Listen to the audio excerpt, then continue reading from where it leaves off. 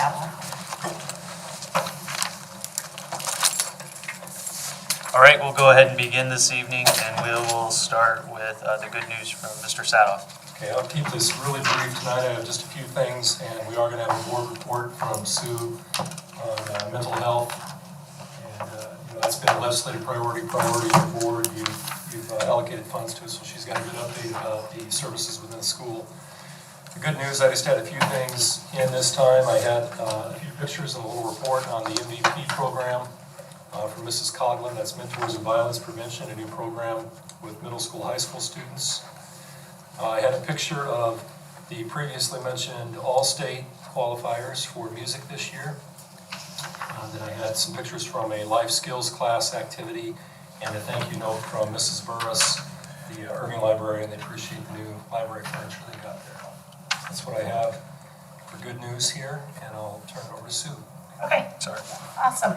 So I just wanted to just provide you guys with, since we did vote on board decision to have some kind of restructure our mental health therapists, I wanted to make sure you just guys were in the loop on what's going on. So the first sheet is Choices Therapy that you have there. Choices Therapy, you can see the different schools that they're in right now. They're the ones that are kind of support the high school and then like the smorgasbord of elementaries. So you can see that Irving has had 5 and then actively seen 3.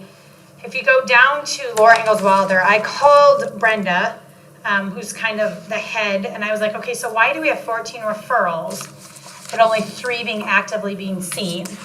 And she says that is a part where the parents are not calling back or they're not following through. So these are referrals that have been made from our guidance counselors or a teacher into our mental health therapist here, and parents either aren't responding or they're not communicating back. So those kids are kind of in idle state right now because, like everything, you need paperwork filled out before you start working with kids with in the mental health stuff. So those are some of the numbers that we're seeing there right now. They have started doing monthly meetings with the elementary school counselors and AE on Wednesdays and Tuesdays at the high school to help with the staff, students, and just to try to streamline referral processes. So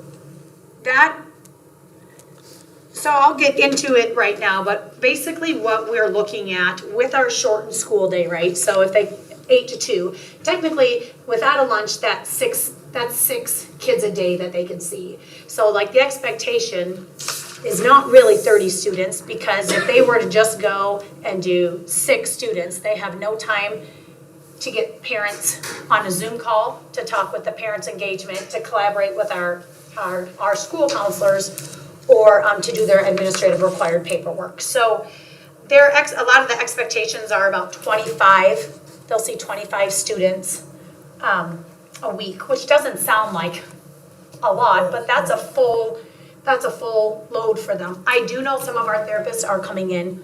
If parents want at 7 a.m. is an option to come in and do therapy at 7 a.m. It's an option to do it at 3 o'clock if the parents want to be engaged. So their hours aren't necessarily 8 to 2. Their hours could be 7 to 4. Their hours could fluctuate back and forth. So they're all staying almost too busy. And so we'll talk about that a little bit as a whole. The middle school, we have that contract is with House of Mercy. You'll see that on that second sheet.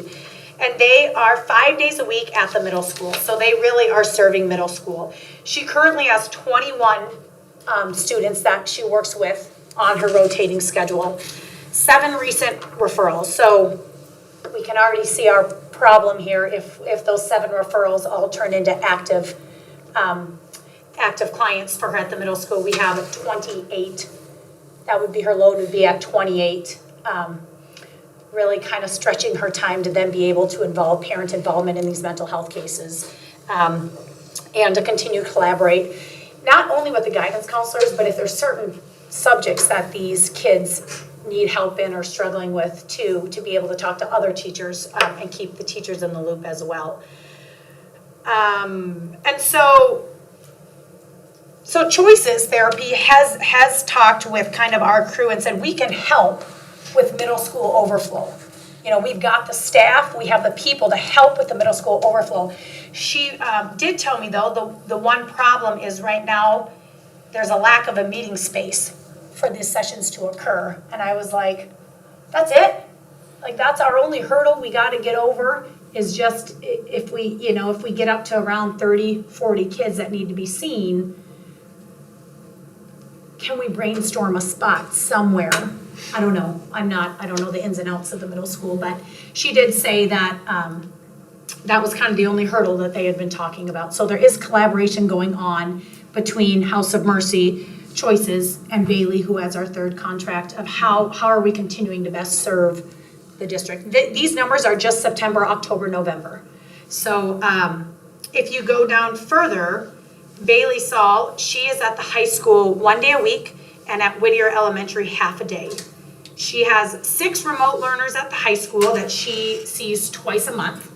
She has 4 weekly students at Whittier, and she has 2 more referrals waiting, and then she has 8 on-site high school students. So she's completely packed with that. She does a lot of parent engagement Zoom meetings, which I think become really important at the elementary level too. But like anything, it takes time too, and that may be outside of those school hours or early in the morning or whatever it would work.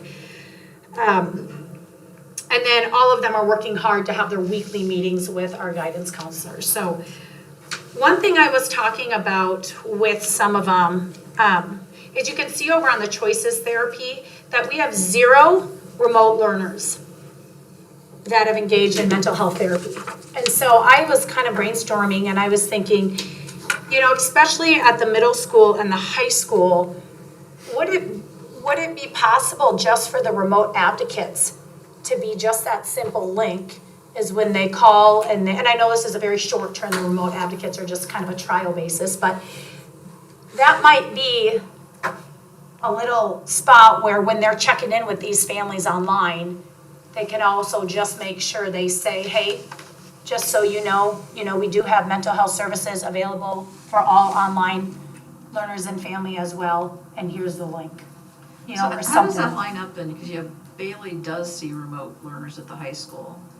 So how do they figure out who's seeing who? So it's a referral basis. I think there's certain counselors that refer into, that have a Oh. relationship with Bailey outside. Okay. So Bailey's been in our high school for Okay. 4 years, not officially, but she's a local provider. So there's a choice. Yeah, Okay. yep, so they can, and I think a lot right now are gonna have to move over, or with Choices, because Bailey is, she is booked. And so I just wanted to bring this to your attention because as we all know, as we continue to see the crisis hotlines up around 824%, that maybe we can start brainstorming if all our therapists come completely packed, what's our thinking when all of a sudden we have wait list upon wait list to get our kids in. Now, I don't, a week wait isn't a problem, but if we're running into a lot, then I think we have a conversation.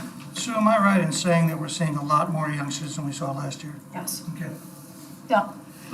Is House of Mercy going past 2 p.m., like remote stuff, or are they just? Yeah, so House of Mercy, she may start at 6:30 in the morning. I mean, Oh, okay. or she may see students that come, at 4 in Okay. the afternoon or whatever, but yeah, they, so the director of this, who I talked to, just says she's really close to meeting that expectation of the 25 sessions per week. And this information came, like, probably a week ago now already, and she had said that she already has some more referrals, so. Then does it vary as far as how many weeks they continue with the student? Like, so will some go off and some come on, or? I think so. I think it's Okay. individual. I think they also kind of look at it and say, is this something that they can work once a month with this person, and then the guidance counselor can step in and, Okay. work, whether our guidance counselors are starting to do small groups, is this someone that I just need to monitor once a month, and then we're gonna small group, put them in small group, different things that they're doing over there. So, I don't know if you guys have noticed the crisis signs. There's a lot more crisis hotline signs. They're kind of all around Indianola in different spots. So, and yeah, it's just one more mental health initiative that's kind of the county is doing. We also have uploaded onto the wellness website. There was a really nice release on COVID and the holidays. So, you know, if you are forced to do a virtual holiday, how do you set it up? You know, what are some things you can do for that? And then we're gonna put up there too, how to really have a safe New Year's and a safe holiday too. So the wellness page is getting more and more updated, really good information. We just need to drive more traffic to it, I think. And so that's what's going on there. I think we're gonna probably by February know that we've got some wait lists we're gonna have to brainstorm and figure out what to do with. And then seeing if the remote advocates would be willing just to put a link in when they're talking to these families, just to let them know it's out there and available. Questions? Thanks, Sue. Thank you, sir. Great. Any other reports from the board or anything? Okay. We'll move on to delegations, petitions, communications from the community. So we have one person here. If you want to come to the microphone, and then you just need state your name, address, and then you have 5 minutes to speak, sir.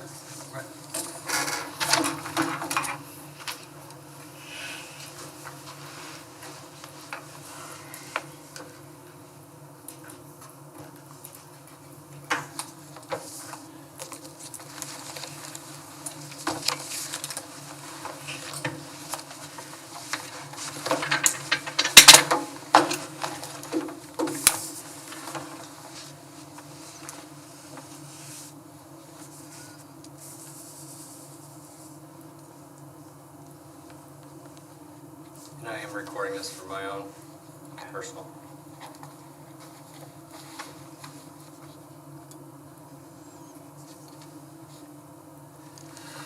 Okay, my name is Blake Ridout. I live at 7924 Illinois Avenue, Indianola, Iowa, just outside of Spring Hill. So thank you for, out with the window with that. So I'm an Indianola graduate, and I recently moved my family back to the district. I'll begin to detail my family's experience with the Indianola schools' handling of the COVID-19 pandemic. I came down with COVID on November 23rd. My 10 days was up on December 3rd. My 14 days were up on December 7th. My children were able to return to classroom learning without the threat of detainment or police presence today on December 14th. This is over 21 days since I first came down with COVID. The 2 weeks my family had to endure remote learning were completely terrible. After familiarizing myself with the software, it was readily apparent that the district did not use the months that the children were not in school to create an effective remote learning program at the elementary level. Power School does not flow well and is not set up to maximize self-directed learning. We faced a litany of issues in Power School, including content not being available until mid-Monday morning, when obviously I guess we like to start school right away in the morning. I'm somebody that's on task. I have a schedule to keep.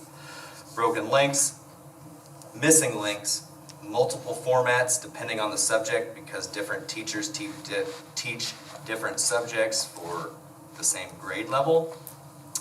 Incorrect Zoom credentials, and poor quality Zoom calls. I met with Mrs. Naughton and Mr. Coffey to voice my concerns and thoughts for improvement. They were open to my concerns. However, it was apparent that Mr. Coffey has not spent any other time other than recently, because of my complaints, on improving the Power School learner experience. I do not have faith that this program will be updated to be accessible to parents and students. I understand that all these remote learning programs cost money. If the district is unable to provide a realistic alternative to in-person learning, then if they're unable to do that, then they should cut their losses and spend that money elsewhere. If people feel that coming to school is too unsafe, then they can homeschool. That is their choice. And I also would say that the homeschool curriculum would be much easier to teach than the Power School. And I can say that because we purchased our own homeschool curriculum because we didn't understand how this was all going to shake down. So to understand how all these quarantine guidelines work, I started making calls. I called the Warren County Board of Health. They were less than helpful and pretty much clueless. So I called the county attorney. I flat out asked Doug Eichholz if the Warren County Board of Health would use their police powers to prevent my children from attending classroom learning on December 7th. He laughed and said no. Fast forward to Sunday night. I'm contacted by police, and I end up speaking with Doug again Something had changed at this point. Friday I was laughed at, and now my children are being threatened with detainment and myself with a trespass warning. I thought Brown versus the board had cleared discriminatory hurdles to all children to provide them access to education. There were then 2 police officers who slunk in the back door ready to ambush me Monday morning on the 7th of December if I chose to take my children to school. This is not a normal occurrence.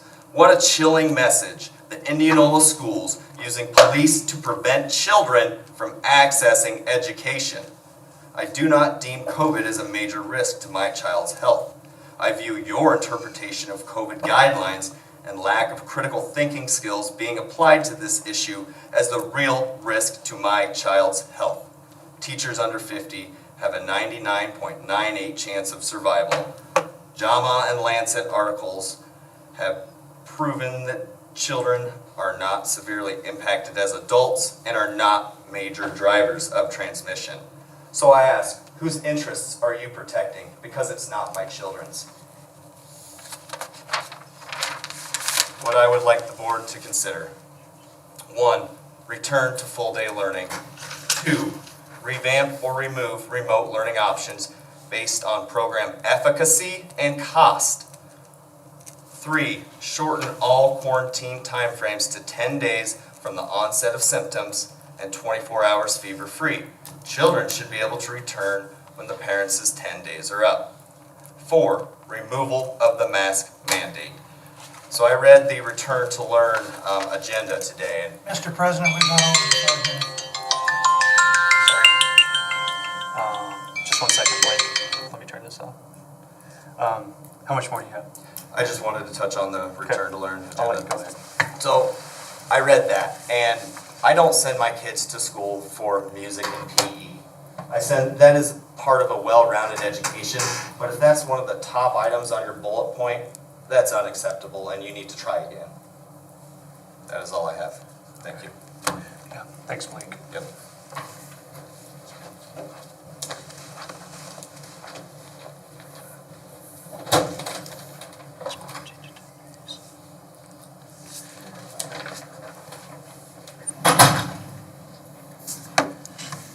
Right.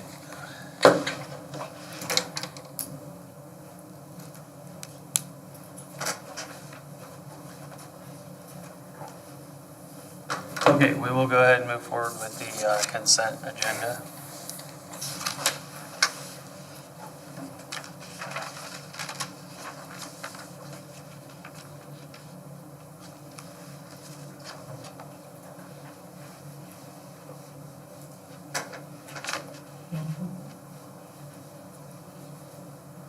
If No. nobody has anything, I'll gladly move approval of the consent agenda. Okay, motion made by Ken to approve, I'll second that. seconded by Carolyn. Any further discussion by the board of the consent agenda? Hearing none, all those in favor say aye. Aye. Any opposed? Motion carries 6-0. No presentations this evening. We'll move right into the return to learn with Mr. Sabbath. Okay. Well, I gave kind of a narrative there as well as some bullet points, and if there are questions, we can talk about that. But I did receive some additional questions and requests for information after the packet had gone out. And those questions dealt with on remote learners, wanting to know the number of disengaged remote learners, also wanting to know about students with late work, the number of students with late work, whether or not that had increased or decreased, and then the number of students performing below typical performance levels and the overall emotional attitude. That was for remote learners. And also had similar questions for on-site learners, in terms of what's the number of their late work assignments. Is that increasing or decreasing? Are they performing below or above where they typically would, and what their overall emotional attitude is like, as well as questions about things that are not being taught or left out with the early release, and how far behind we are compared to last year. So those were additional questions seeking information, and each grade level did put together kind of a report on that I want to share with you. The elementary did a combined report, and at Emerson, there are 5 remote learners who are disengaged. That would be out of 32 remote learners, or 38 if you added in quarantined. Irving had 0 that they consider disengaged out of 40, or 49 with quarantines included. Laura Ingalls Wilder had 5 out of 32, or 42 with quarantines that they consider disengaged. And Whittier had 3 out of 21 remote learners, or 25 with quarantine. How many was the total for Emerson, Art? Emerson is 5 out of 38 if you add the quarantine, 5 out of 32 or 38. Okay, thanks. Their answer on the late work, they don't track a number of late work assignments at the elementary level, and the comment was that most independent practice is done during the school day for on-site learners, and then remote learners have a couple of ways to turn in work and show progress. They can complete an online activity. You've heard of some of the softwares that are used, like Seesaw or Pear Deck, or they can turn in hard paper copies when they pick up paper copies each week. We do have families doing that. They could also take a picture of their work and email it to their teacher. In terms of determining performance levels of students in comparison to last year's, that would definitely take time to compile, and they would have to determine what metrics they were using and then analyze that data. So with the turnaround time, I didn't get a definite answer there. Likewise, with the emotional attitude of the students, they could develop a survey, they said, and administer that at the same time across all buildings. And then also, I think defining what exactly we mean by emotional attitude, that's not a standard term they use that they track right now. Yeah, I submitted that question. I guess I was just thinking more along the lines of like, Social emotional. yeah, social emotional, Oh, like okay. how they're feeling, like Yeah. when they're, like their attitude of the remote learners, and then also the kids that are in the school. Like, do they feel like they're actually getting everything they need and stuff? Like, are they getting it all, or do they feel like, sweet, this is a year that I don't have to go an hour and a half every single day to school? Like, Yeah, I think it's a fair question. I think we see the disengagement numbers, and I've heard, and when we get to middle school, high school, I think that even comes out a little more, the concern with that.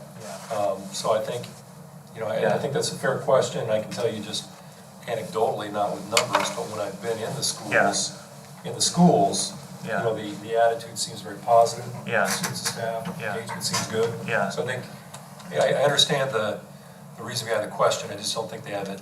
yeah. And I guess for Well the measured. performance levels, I guess I was looking more, and maybe this would be a way, I feel like just asking each of the teachers, each building administrator could ask each of the teachers and just say, your guys' classroom, what do you think? Are your kids on track where they should be? I think in there a was normal some year? surveying That done at type the of high a school question. along that line. Okay, So I'll definitely share that. okay, Rob, can yeah, Officer Hackett and I had a conversation the other day, and he said when he's talked to other SROs around the district, that he seems to get the feel that our kids are some of the happiest kids because we've created a routine. We haven't had to switch back and forth like we created that Monday through Friday on site instead of, the Tuesday, Thursday, and then online these days. And I think he said what he's hearing from the group he interacts with that are in all the other schools is the consistency has been a very big piece. And I think that he would comment that he feels like our halls, at least at the middle school and the high school, that the kids are happy to be in the building. In terms of what was cut with the time, there are adjustments to the elementary schedule. They cut their specials from 30 minutes to 25. The third recess was cut for grades K-2.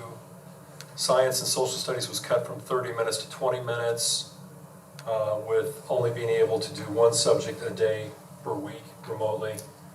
Math intervention time was cut and was integrated into the math core block time. Reading intervention time was cut and integrated into the reading core block time. And cuts from the intervention time were based on recommendations from the AEA to focus more on whole class interventions rather than small group interventions, which I think when we're coming off that absence in the spring, whole class interventions make lots of sense. Core math and reading times have been maintained from previous years within that 90-minute shortened day. That was the priority, and I think that our principals began with that. How can we do that within this schedule? Middle school reported 16 remote learners disengaged, and a lot of those students, they've had parent meetings and they're being counted unexcused if they continue to not engage. Some of those students are coming in after school now to make up work, and after the parent meetings, some students came back to school, back to on-site. Middle school says we do not keep track of late work. Most independent practice is done during the school day for on-site learners. Homework is also considered practice and is not graded in most classes. Remote learners have a couple of ways to turn in work and show progress. Remote learning progress is based on weekly progression, not on individual late homework. And based on a survey they did, 69% of the teachers say that homework is turned in 25% or more of the time late, compared to 33% on site. And she said this is not any different from a typical year for on-site learners. So, and I think one reason they don't track, individual late assignments, other than the philosophy of that's practice, we're not grading it, is to collect that number, for 875 students or for 1,100 or 1,200 students at the high school. That probably would be a pretty astronomical number, if you're talking about any late assignment. Determining performance levels of students in comparison to past years would take some time to compile. The middle school would need to determine the metrics we're using, then analyze the data from last year to this year. Many of our students that are not progressing on-site or remote are the same students from last year. Emotional attitude, they said, is not a term used presently officially to describe students or staff. The middle school did send out a survey to staff to get their opinion on how the students are doing with the choices of positive, neutral, and negative. For remote learners, the staff said that 58% of the students were neutral, 28% of the students were negative, and 14% of the students were positive. For on-site learners, the staff said 58% of the students were positive, 22% of the students were neutral, and 6% of the students were negative. And then they shared also what they did with the 90-minute early dismissal. They went to block classes of close to 70 minutes, and they have an advisory each Friday that they use for a social, emotional, mental health check-in. They have WIN, which includes math every other day unless you're in an intervention. And then they have compulsory learning, and I don't know what red ink is, I'm sorry, that's a software I think, but where red ink is being done. Things like reading the chapter, blend flip videos.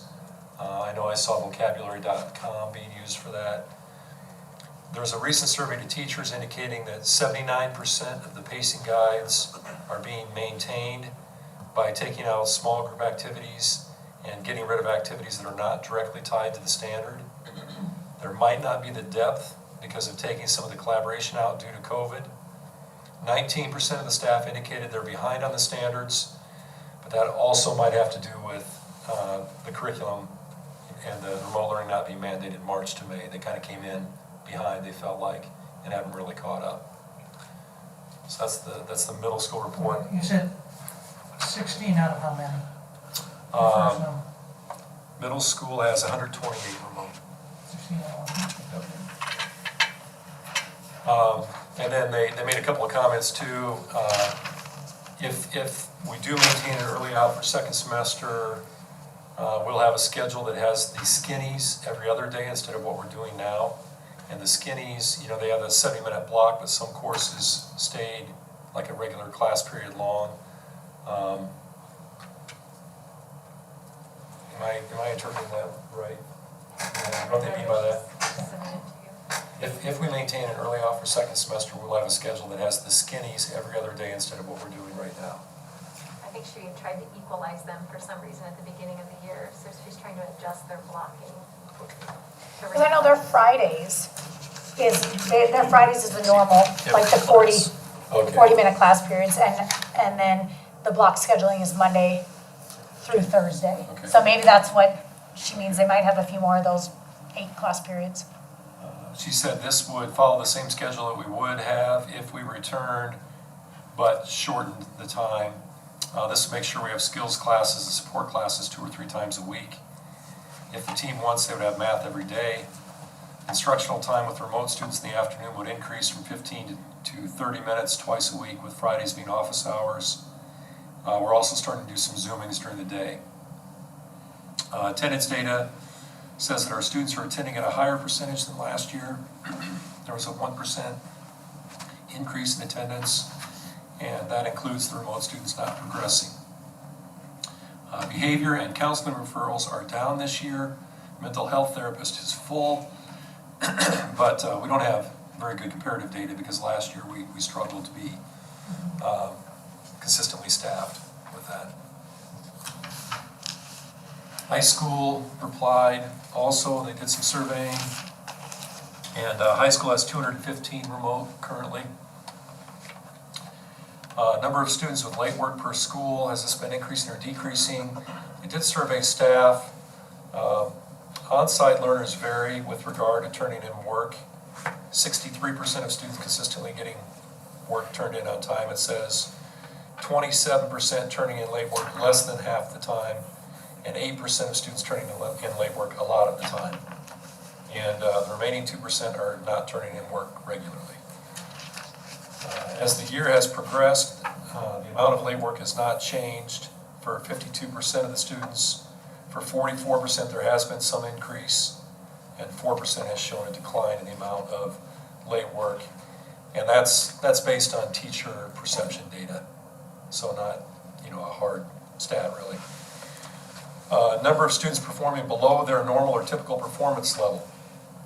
When teachers were asked that question, they believe that on-site learners were performing at their typical levels for 73% of their students.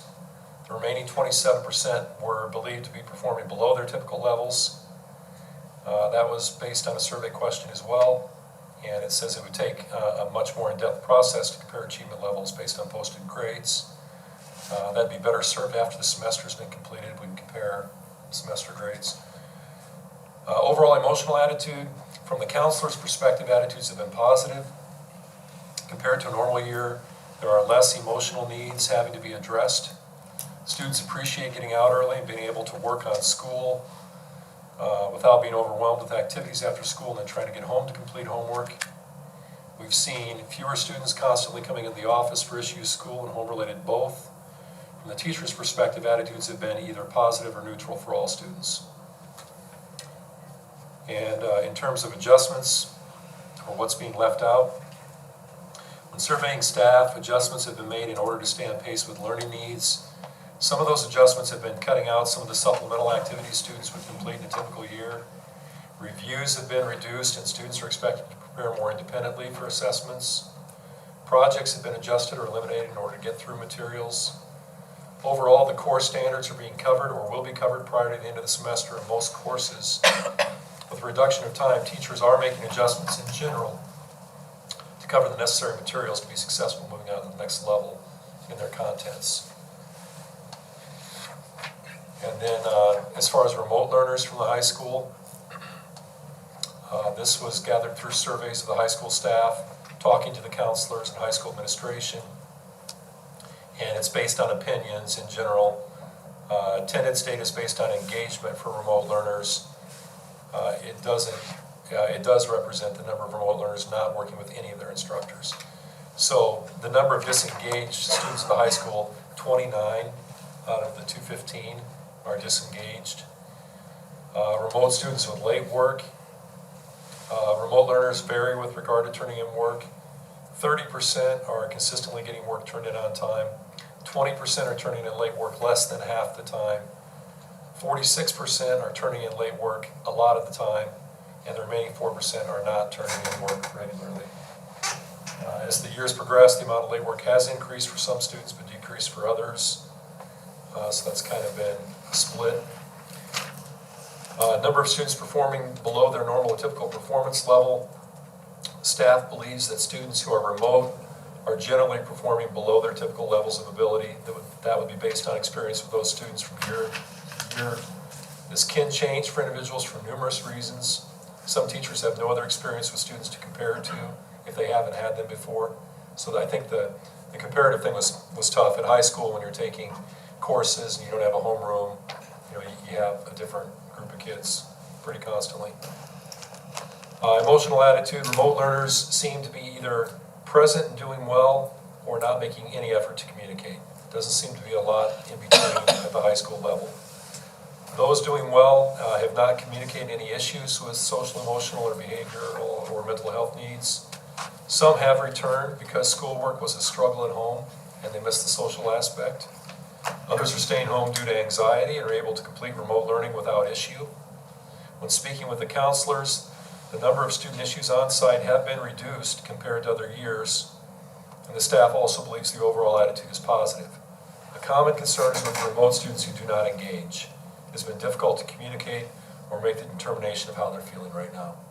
So I think we would all agree with that. One of the biggest things we lose doing the remote instruction is just that constant, consistent contact. And I think people are trying, but for those students who just aren't engaging or just staying away, it's pretty tough to get a hold of them. That was the whole idea behind the remote advocates and their work with our at-risk director. So that's what I got in answer to those extra questions.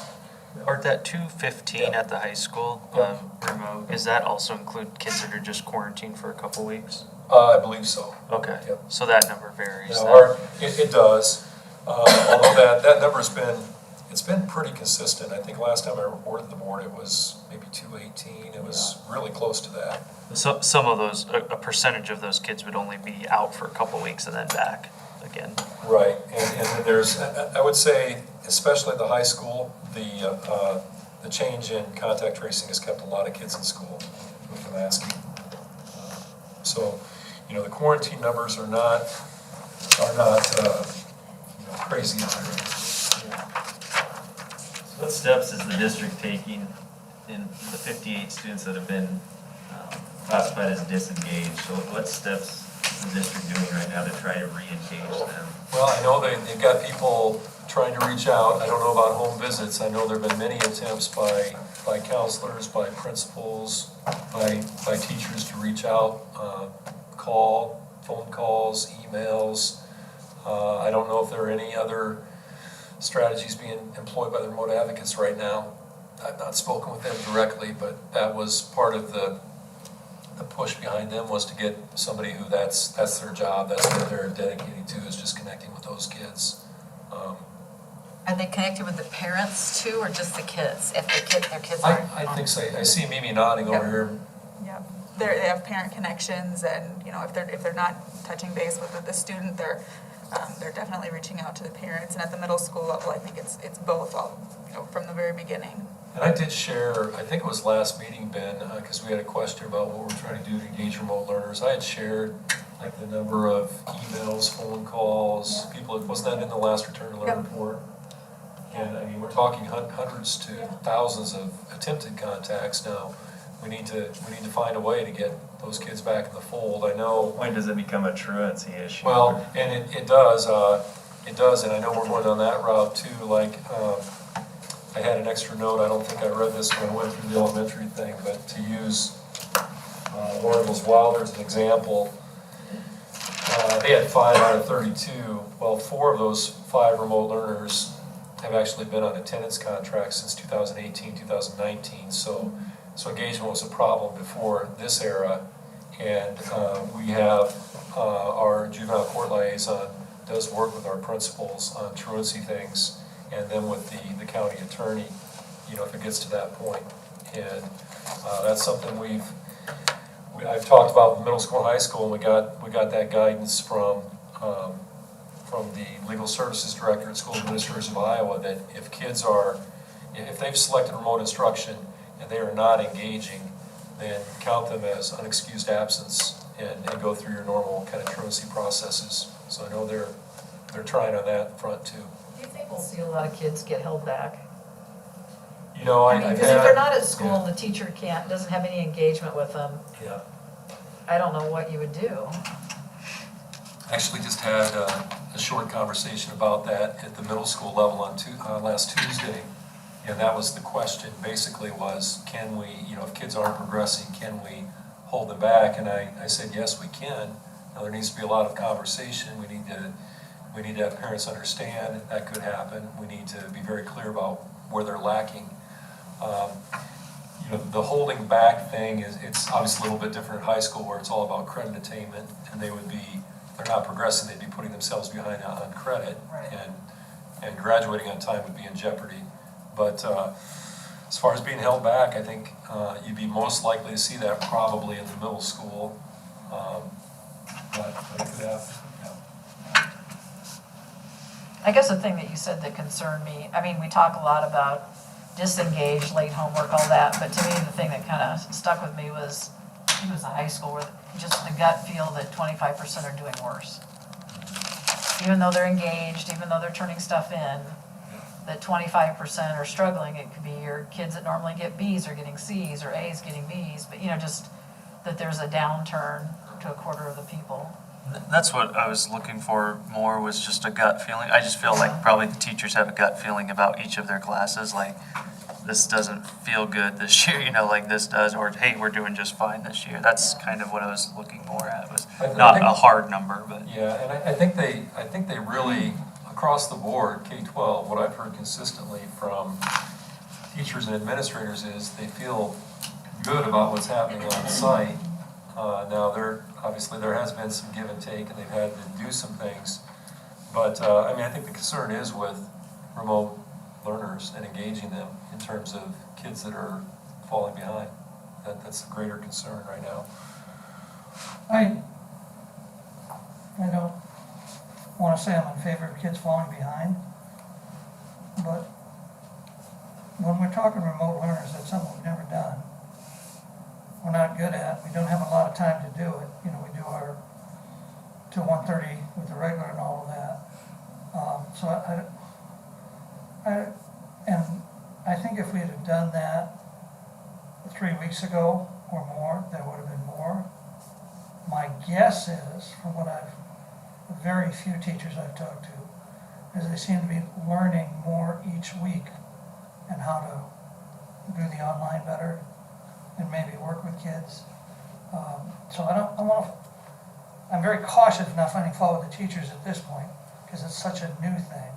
And we can't throw as much resources on that situation as we'd like to. Does that make any sense, or? Yeah.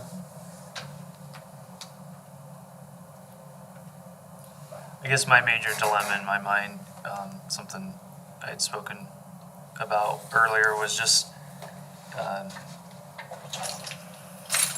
like the decisions we're making is affecting, for just remote learning, is affecting 90% of the kids that are all on site. You see what I mean? Like an hour and a half of their day, 90% of our kids is taken out for all those kids. 90%. Yeah, Say of all of our kids. I think I see what you're saying. So all those kids are losing, 6 to 7 hours a week. Choice, this year, I don't know what the rules are. Right, I think what I you're guess saying I is wanted to exactly ask right, these but- questions before we get to everything's in the books for 2020, 21, and we can't do anything about it now. Well, how quick will we kind of know, I'm just gonna say, it might not be completely accurate, but how quick are we gonna know how effective the new hires are with the remote, that maybe frees up our teachers enough, at least in elementary, where you don't have the spectrum of classes, that can we get the kids into full days sooner at the elementary, if we feel like the remote really is truly being handled by this new setup we have? I think the things that are still stumbling blocks there that I'm hearing most concern from the elementary principals are, I know there's busing, I got all that, I mean, that's. yeah, and actually, I think there'd be added expense, we were running, extra routes or whatever, I'm less concerned about the transportation because Mr. Swartz, he's been a great problem solver, and we have been fully staffed. I mean, that would probably be, somebody might have to, run a double route, or, I don't know. That's less of a concern to me. I am concerned about, I'm hearing from the people who work directly with us all the time, we don't know how we would deliver the specially designed instruction we have to remote special ed students, for one thing, and we haven't been able to hire a remote special ed teacher yet. I'm hearing concerns about the specials, and I know that isn't the priority over math and reading, and that hasn't been how we've approached it. But if we go back all day, we have shared special staff in 2 of our elementaries, and that's a concern. And then also there's a concern with intervention time, like reading intervention time. We wouldn't have to give specials to remote. I mean, you could kind of, I guess I'm confused.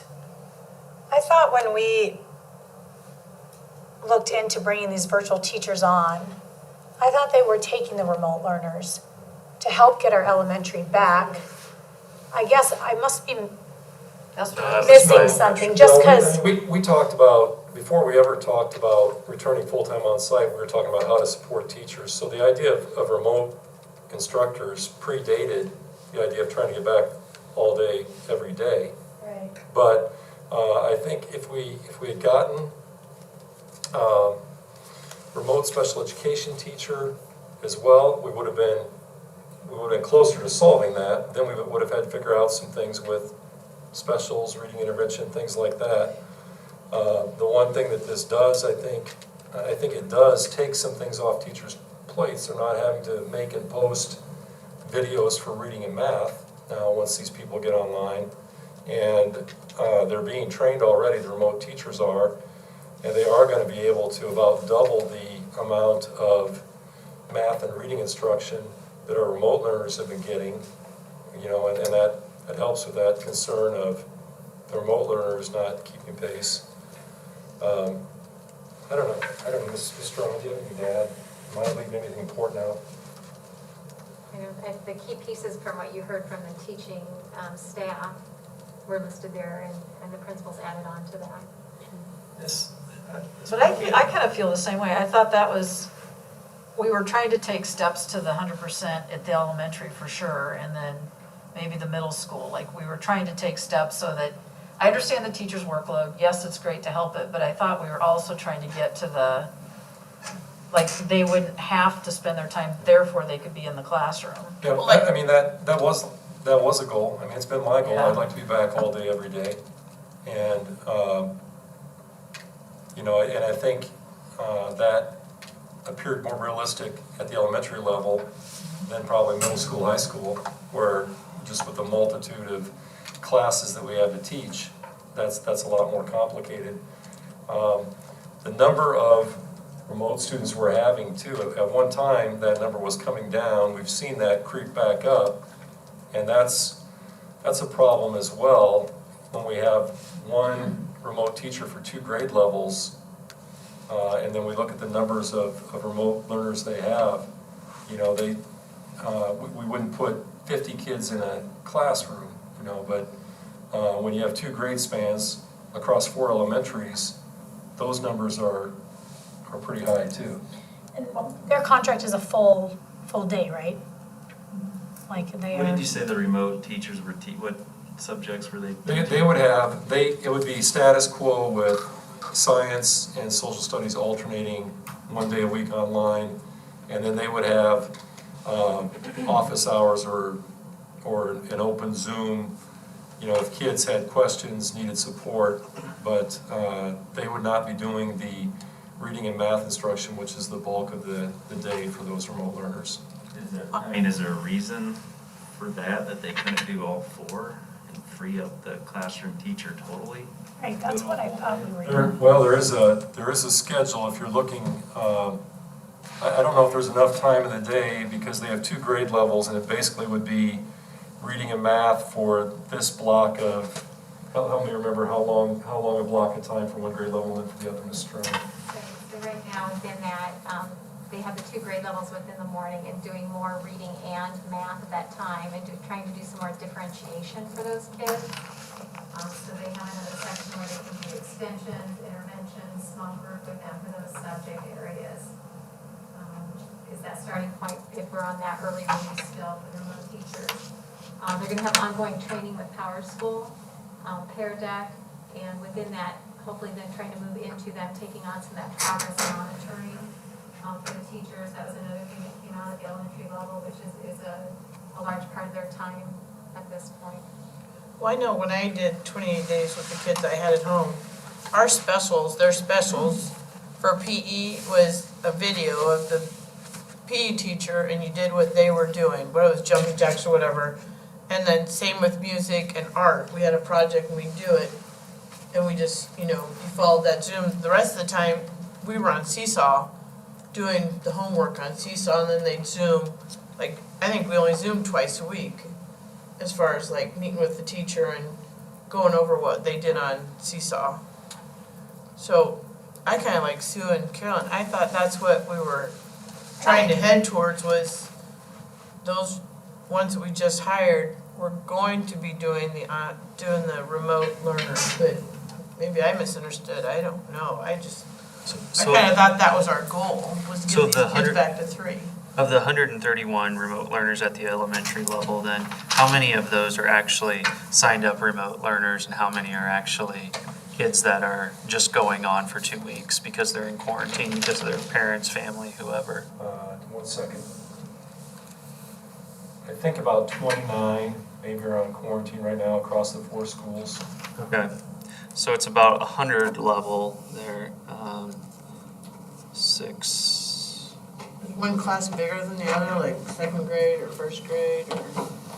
So you're talking about 16 to 17 kids per grade level that are actually remote learners across the entire district for all elementary schools, which would be about 32, 33, 34 in that level of how many a teacher would have, a remote teacher would have. So the remote teacher that is signed for kindergarten and first Would have about 32 to 34 students total. Because the quarantine kids, if I understand correctly, because I know darn well that they're not getting everything that the other kids, because I know they're not. So that when you're in quarantine, you do get less. Definitely. I thought we were A going lot to less. quarantine kids just I thought that's just like a like regular you're absence you're from absent. school. Yeah, you've just got, like anybody'd be Yeah. absent, they're just Right. going to We treat just them. picked up packets every Monday morning for the kids I had, do their packets, and then we followed the Seesaw and Zoom stuff. And then we turned the packets in. The next Monday, we picked up the second pack, or the next packet. But I can tell you, I had kids in the same class. These guys were quarantined because of parents, and they were doing the same homework, but did not have the same instruction as these kids. I mean, I really had to help the kids that were learning from home compared to the kids that were going to school. One question too, with the consistent online learners, has it been communicated to those parents that their child is now going to have somebody else teaching 2 subjects? And if, is there any concern with that it might? Well, no, it hasn't, definitely, because a lot hinges on what's decided tonight.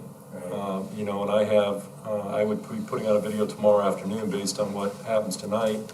There are elementary principals meetings tomorrow morning based on what happens tonight, and elementary staff meetings tomorrow afternoon based on what happens tonight. So, so it's out there as of Thursday, online in the packet, but there are, there would have to be adjustments made. Do you have any concerns that might impact a parent's mood or decision if you were to go that route, that they would have concerns that, a new teacher would be teaching their kid 2 subjects? Yeah, I don't know that for a fact, and I don't know if that would be mitigated by the fact that they would get twice as much instructional time with reading and math. That might be a good trade-off. I don't know if that's something that's been vetted on that. But this part that was discussed is that you're not removing a student completely from their regular classroom teacher. But I They thought, still have that connection through science and social studies in their specials, so it's not like you're taking another person away from them. I think the one thing for families is if they have scheduled almost everything based on the afternoon type schedule, then this involves morning. So. I thought that was the goal. I thought the goal was to alleviate the stress, which we believe on our elementary teachers, not that all our teachers are not stressed, but to alleviate the stress on our elementary teachers, to bring in these virtual teachers, they would help pick up some of that load, so then our on-site teachers could continue with their group of core kids and do on-site. Maybe did I miss a board meeting? No, because I thought the same thing, so. No, So I guess I was just surprised to see that now these virtual teachers aren't helping with reading and math. Like, the virtual teachers are doing reading and math. and then they're just doing science. Science and social studies is one time a week, Zoomed right now in the afternoon. So what, Sue, we're not solving it. We're not completely taking it away from teachers, but aren't we reducing the stress level for the teachers by adding what we are adding? You know, it's not perfect by Right. any means, right, but, but it's a step, right, maybe, okay. but it's a great step we've made to improve our remote learners. What is our big step to do to get our on-site learners? Well, We're there- really I thought the focusing, goal was to get everybody back to 3 o'clock. I mean, at least the elementary. Yes, that was the goal. I would love to get everybody back full-time every day. That is the goal, that remains the goal. As I said in here, if I recommended that tonight, I would not be listening to any administrator or teacher I talk to in terms of that being realistic right now. None of them think that, they can do that. Do you know what our special ed numbers are that are remote? We had, wasn't it 72? You ran that at one time, Amy, K-12, we have 72 special learners remote. In elementary? No, I think, wasn't that K-12? And they're significantly higher percentage in the elementary level too. And if we were to, so we don't have a virtual special ed teacher right now, and if we were to go back to full days, we're required to provide the same number of minutes to the remote special ed students as we are to on-site. So that, greatly increases our special ed teachers, numbers and in commitment now, so. And I think. Why can't we not get one hired? Because nobody applied. To your That's point the issue. too, Sue, I mean, I do think if you're not having to worry about teaching math and reading to remote students, you can focus more on your on-site planning with kids. If you're not having to make, to make and upload instructional videos a couple of times a week or whatever it was, okay, that's a little bit of pressure taken off. well, I understand, and I know that remote learning takes a lot of time and strength, but are we gonna start getting pushback because we're catering so much to the remote learners, which is a smaller percentage than our on-site learners? So I missed this. I'm sorry I was late, but, so our administration at the elementary, middle school, and high school are all saying they don't want to go to 3 o'clock, we need to stay at 1:30 for everybody? Correct. Is that what you're, That's what I'm saying. So not that I like to compare, but have we looked into how Norwalk's doing it and Winterset, Southeast Warren? I mean, I haven't had a chance to call up to any of those places and talk to anyone within those districts, but have we looked at that at all? On what are the pros and cons of their schedules and what they've done? Some of that comes into the absolute differences between districts. So for example, when I talked with Carlisle, they had taken some of their gifted and talented, their at-risk teachers, Title I, and moved them into more of either classroom or remote positions. So serving those at-risk populations, they pulled them from that.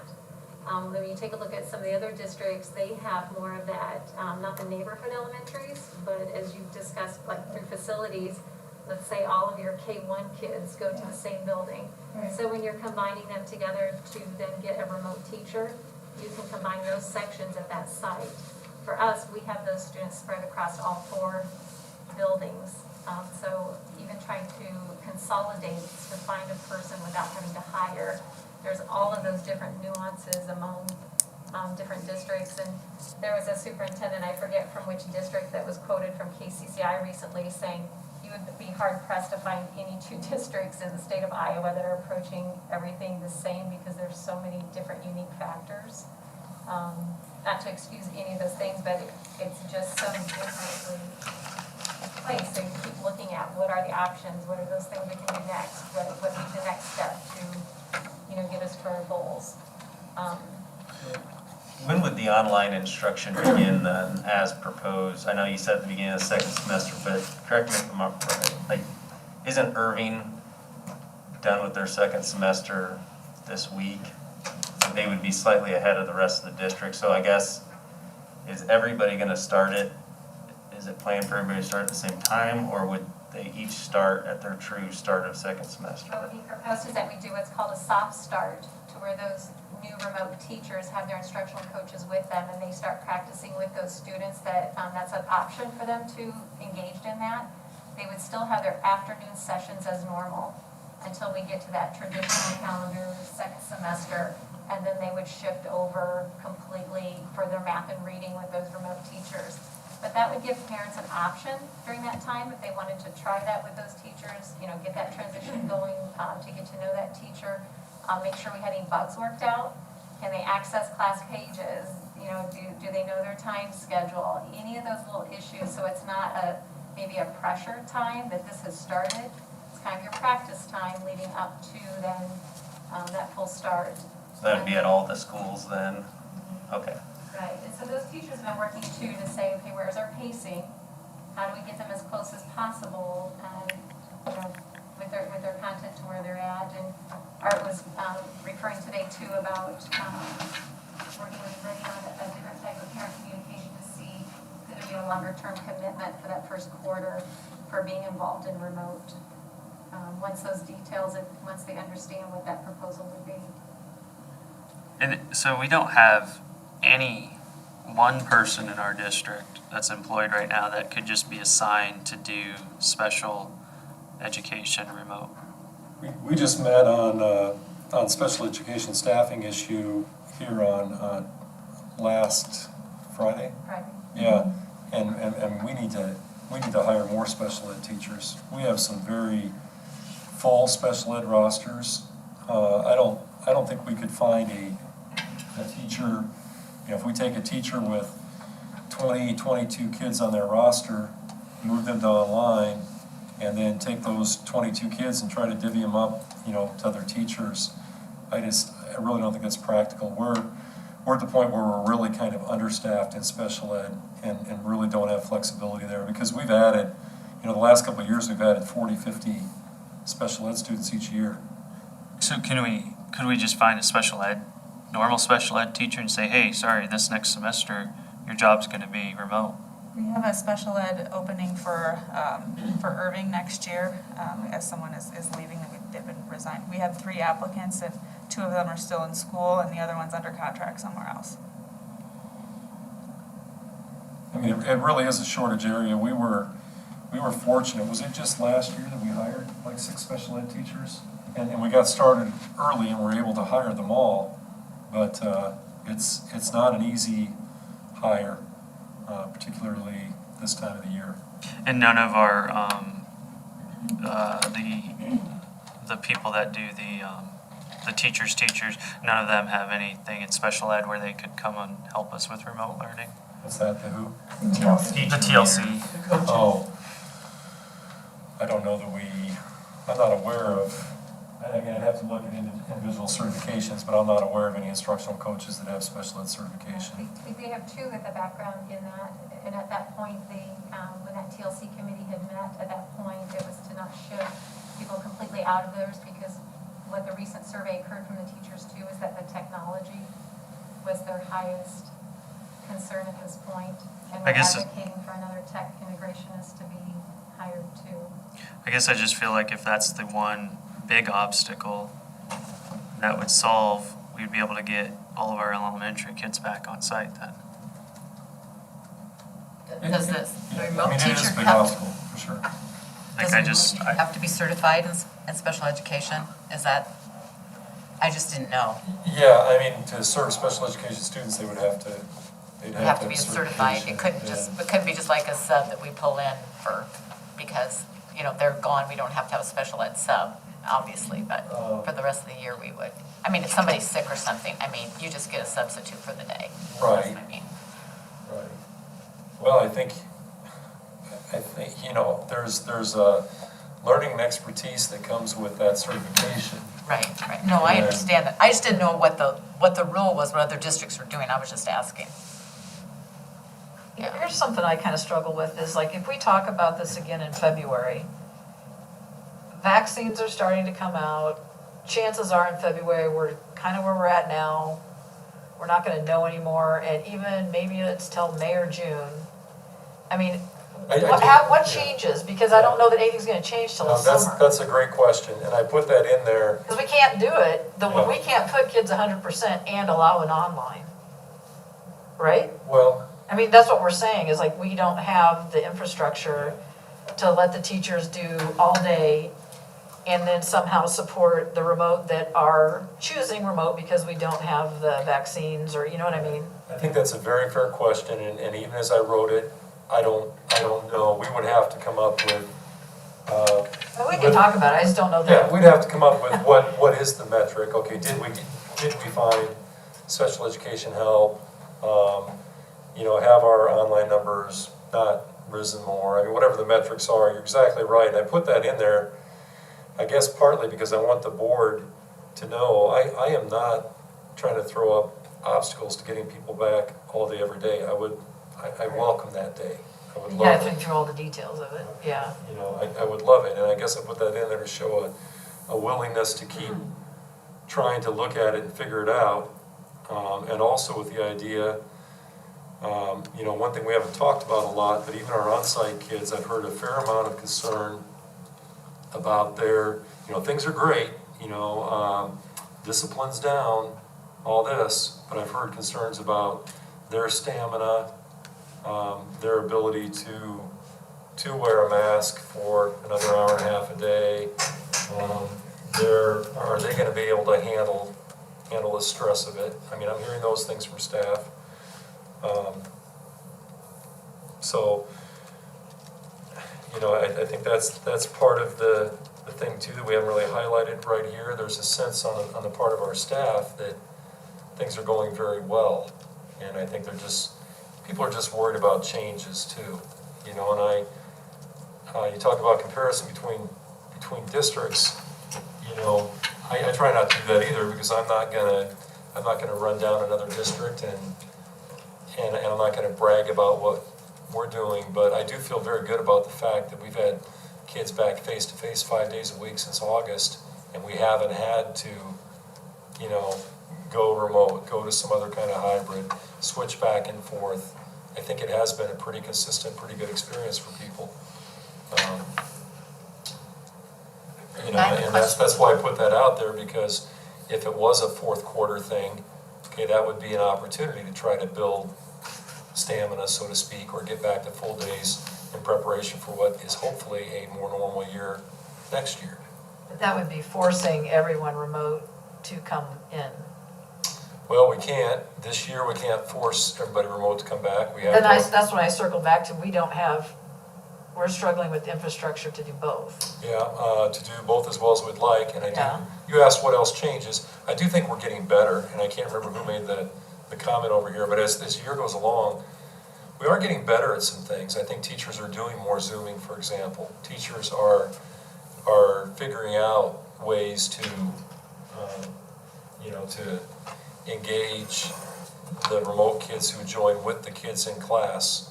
I saw an example, it was at the curriculum committee, I guess, where we saw the high school science teacher have lab groups, mixed groups of kids who were in class and kids who were remote, participating together. So, I mean, we can learn and get better at things. So, I mean, that would be maybe something that will change as we go along. In terms of the virus, maybe things don't change a whole lot. They probably don't, you know. And I'm trying to give the board everything I can in terms of what to consider, what I'm hearing from people doing the work.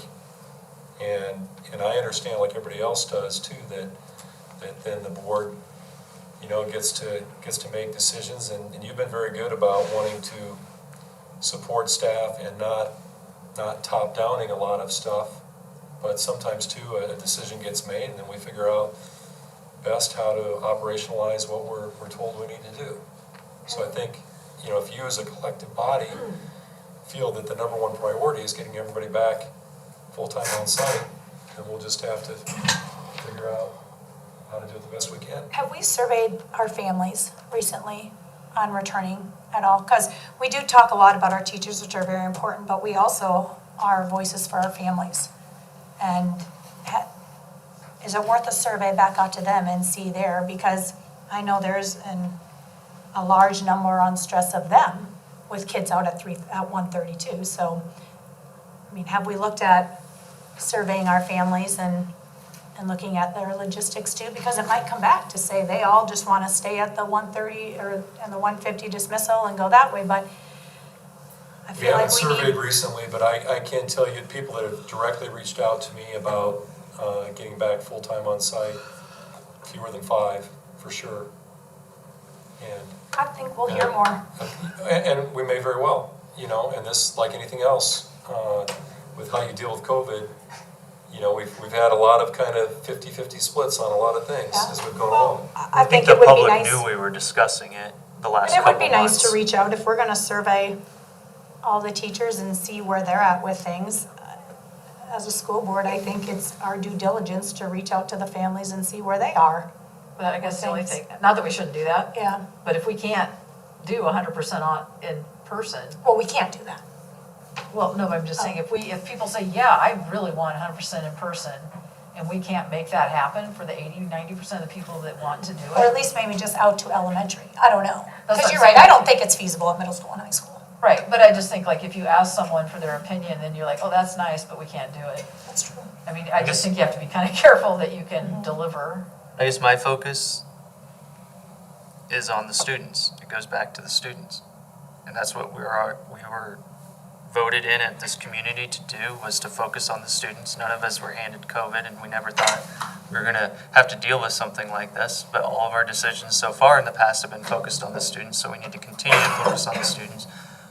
And that should be getting them back in as much as possible for their learning, in-person learning. That's the best place that they can learn, and that's what it should be.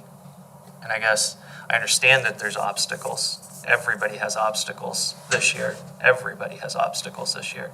But we have to overcome the obstacles and figure out how to best serve these students.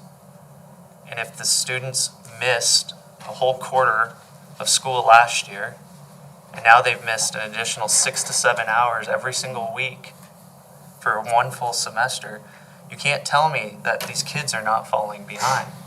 That maybe A-level kids are down a little bit and B-level kids are down, and every single one's just down a little bit more. And I feel like we are not being fair to these students if we don't try our best to get them in, 90% of our K through 5th graders in, where I feel like that's probably the most critical age there for them to learn the basics, to get them in full time. So it's either that, or we've been wasting for many years 6 hours a week of education that kids didn't even really need, because we're doing it right now. What's So our next testing? End of March to beginning of May is the window for ISASP, correct? I think you're talking about the fast bridge. Yeah. testing. Oh, I'm I sorry. thought we had another one in ISAS. January or December. Yeah. Going into January, early February will be that next winter testing. So we wouldn't get that back till after February, the results? Depending on how soon every building completes theirs, yes. Are we still advertising for a special ed online person? We're still trying to find one. Rob, I agree with your goals, there's no question about that. And then, I don't see, I'm very much willing to say, I think the system we have is the best that this district, with its resources, can offer to the students in this district. What we'd like to do all back full-time, I don't see how we can do. So I don't disagree with you on the goals at all. The goal is to have students to get them back full-time. I just don't think we can at this time. I feel very fortunate that more than many districts I've seen in our area, we've been able to have them back the time we have 5 days a week. Others are just starting to get back to where we are. I am not going to deny at all that our kids are behind where they would have been another year if we were there all the time, and they will be. I just can't figure any way to get out of it. I want to, but what we're talking about with this, continue what we're doing, it's the only way I can see we can continue. If we'd had other people applying, other special ed teachers, everything else, we could some more money into it, but we just. What about taking somebody from, again, I don't understand how we just can't take somebody and say, this is for the sake of the district. You're gonna teach this now. This is what you have to teach. Like, how is that not allowed? Rob, but don't you have to know how to teach it? Well, I agree, Well, but if they you have want some, me to take a if they music have some teacher? background in special education and they've got weeks to prepare, Okay, just you have like somebody these in ones. special education, you can't take a music teacher and say you're gonna be a special ed. No, I just You meant see that, like okay. what Annette was saying, like the two that have backgrounds in that area. I just don't get that. Well, that, yeah, And then, I mean, what about then we go back to a different curriculum for online students then? Like the one that some of the other districts are using. I mean, it's not ideal, but I still don't know why the state doesn't say, this is your online curriculum, everyone use it. You deal with your in-person, here's your curriculum, your teachers don't, because we're teaching to standards. I don't know why we can't have a body that just puts out, during COVID, an online curriculum, everyone follows it, hopefully lines up with ours. And then your teacher, I don't know, it just, no one thought it was gonna be this long, I get that, but it just takes too long to plan it probably. yeah. I have a question about the students that the online teachers are going to have. So are they going to be responsible for their assessments and their grades and all that stuff, the teachers? And so are we going to tell the parents that they need to make a decision that if they're going to be online, they need to be online for the quarter, or they can't go back and forth between? Yeah, that is the intent, to have them commit for 9 weeks. I wasn't sure if that was happening. Yeah, I just wanted to make sure that was happening. We have a lot still jumping back and forth.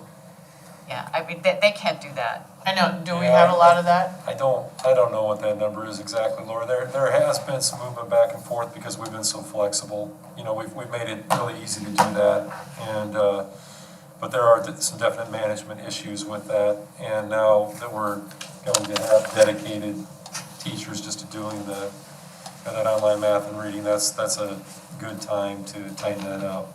So. Really, I think they should go 9 weeks or whatever. I mean, I think we're probably one of the only districts that let them bounce back and forth, but. We are. I mean, it's very, very common, speaking to other districts, to have them commit for a semester even, so. That might bring some people back and stay back.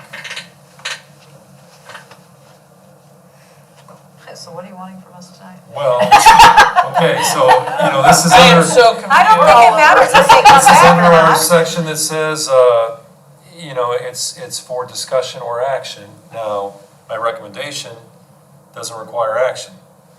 But if somebody wants, a different motion, that's up to the board. Then if you got a motion, a second.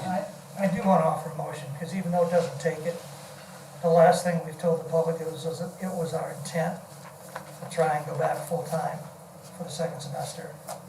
So I think we want to,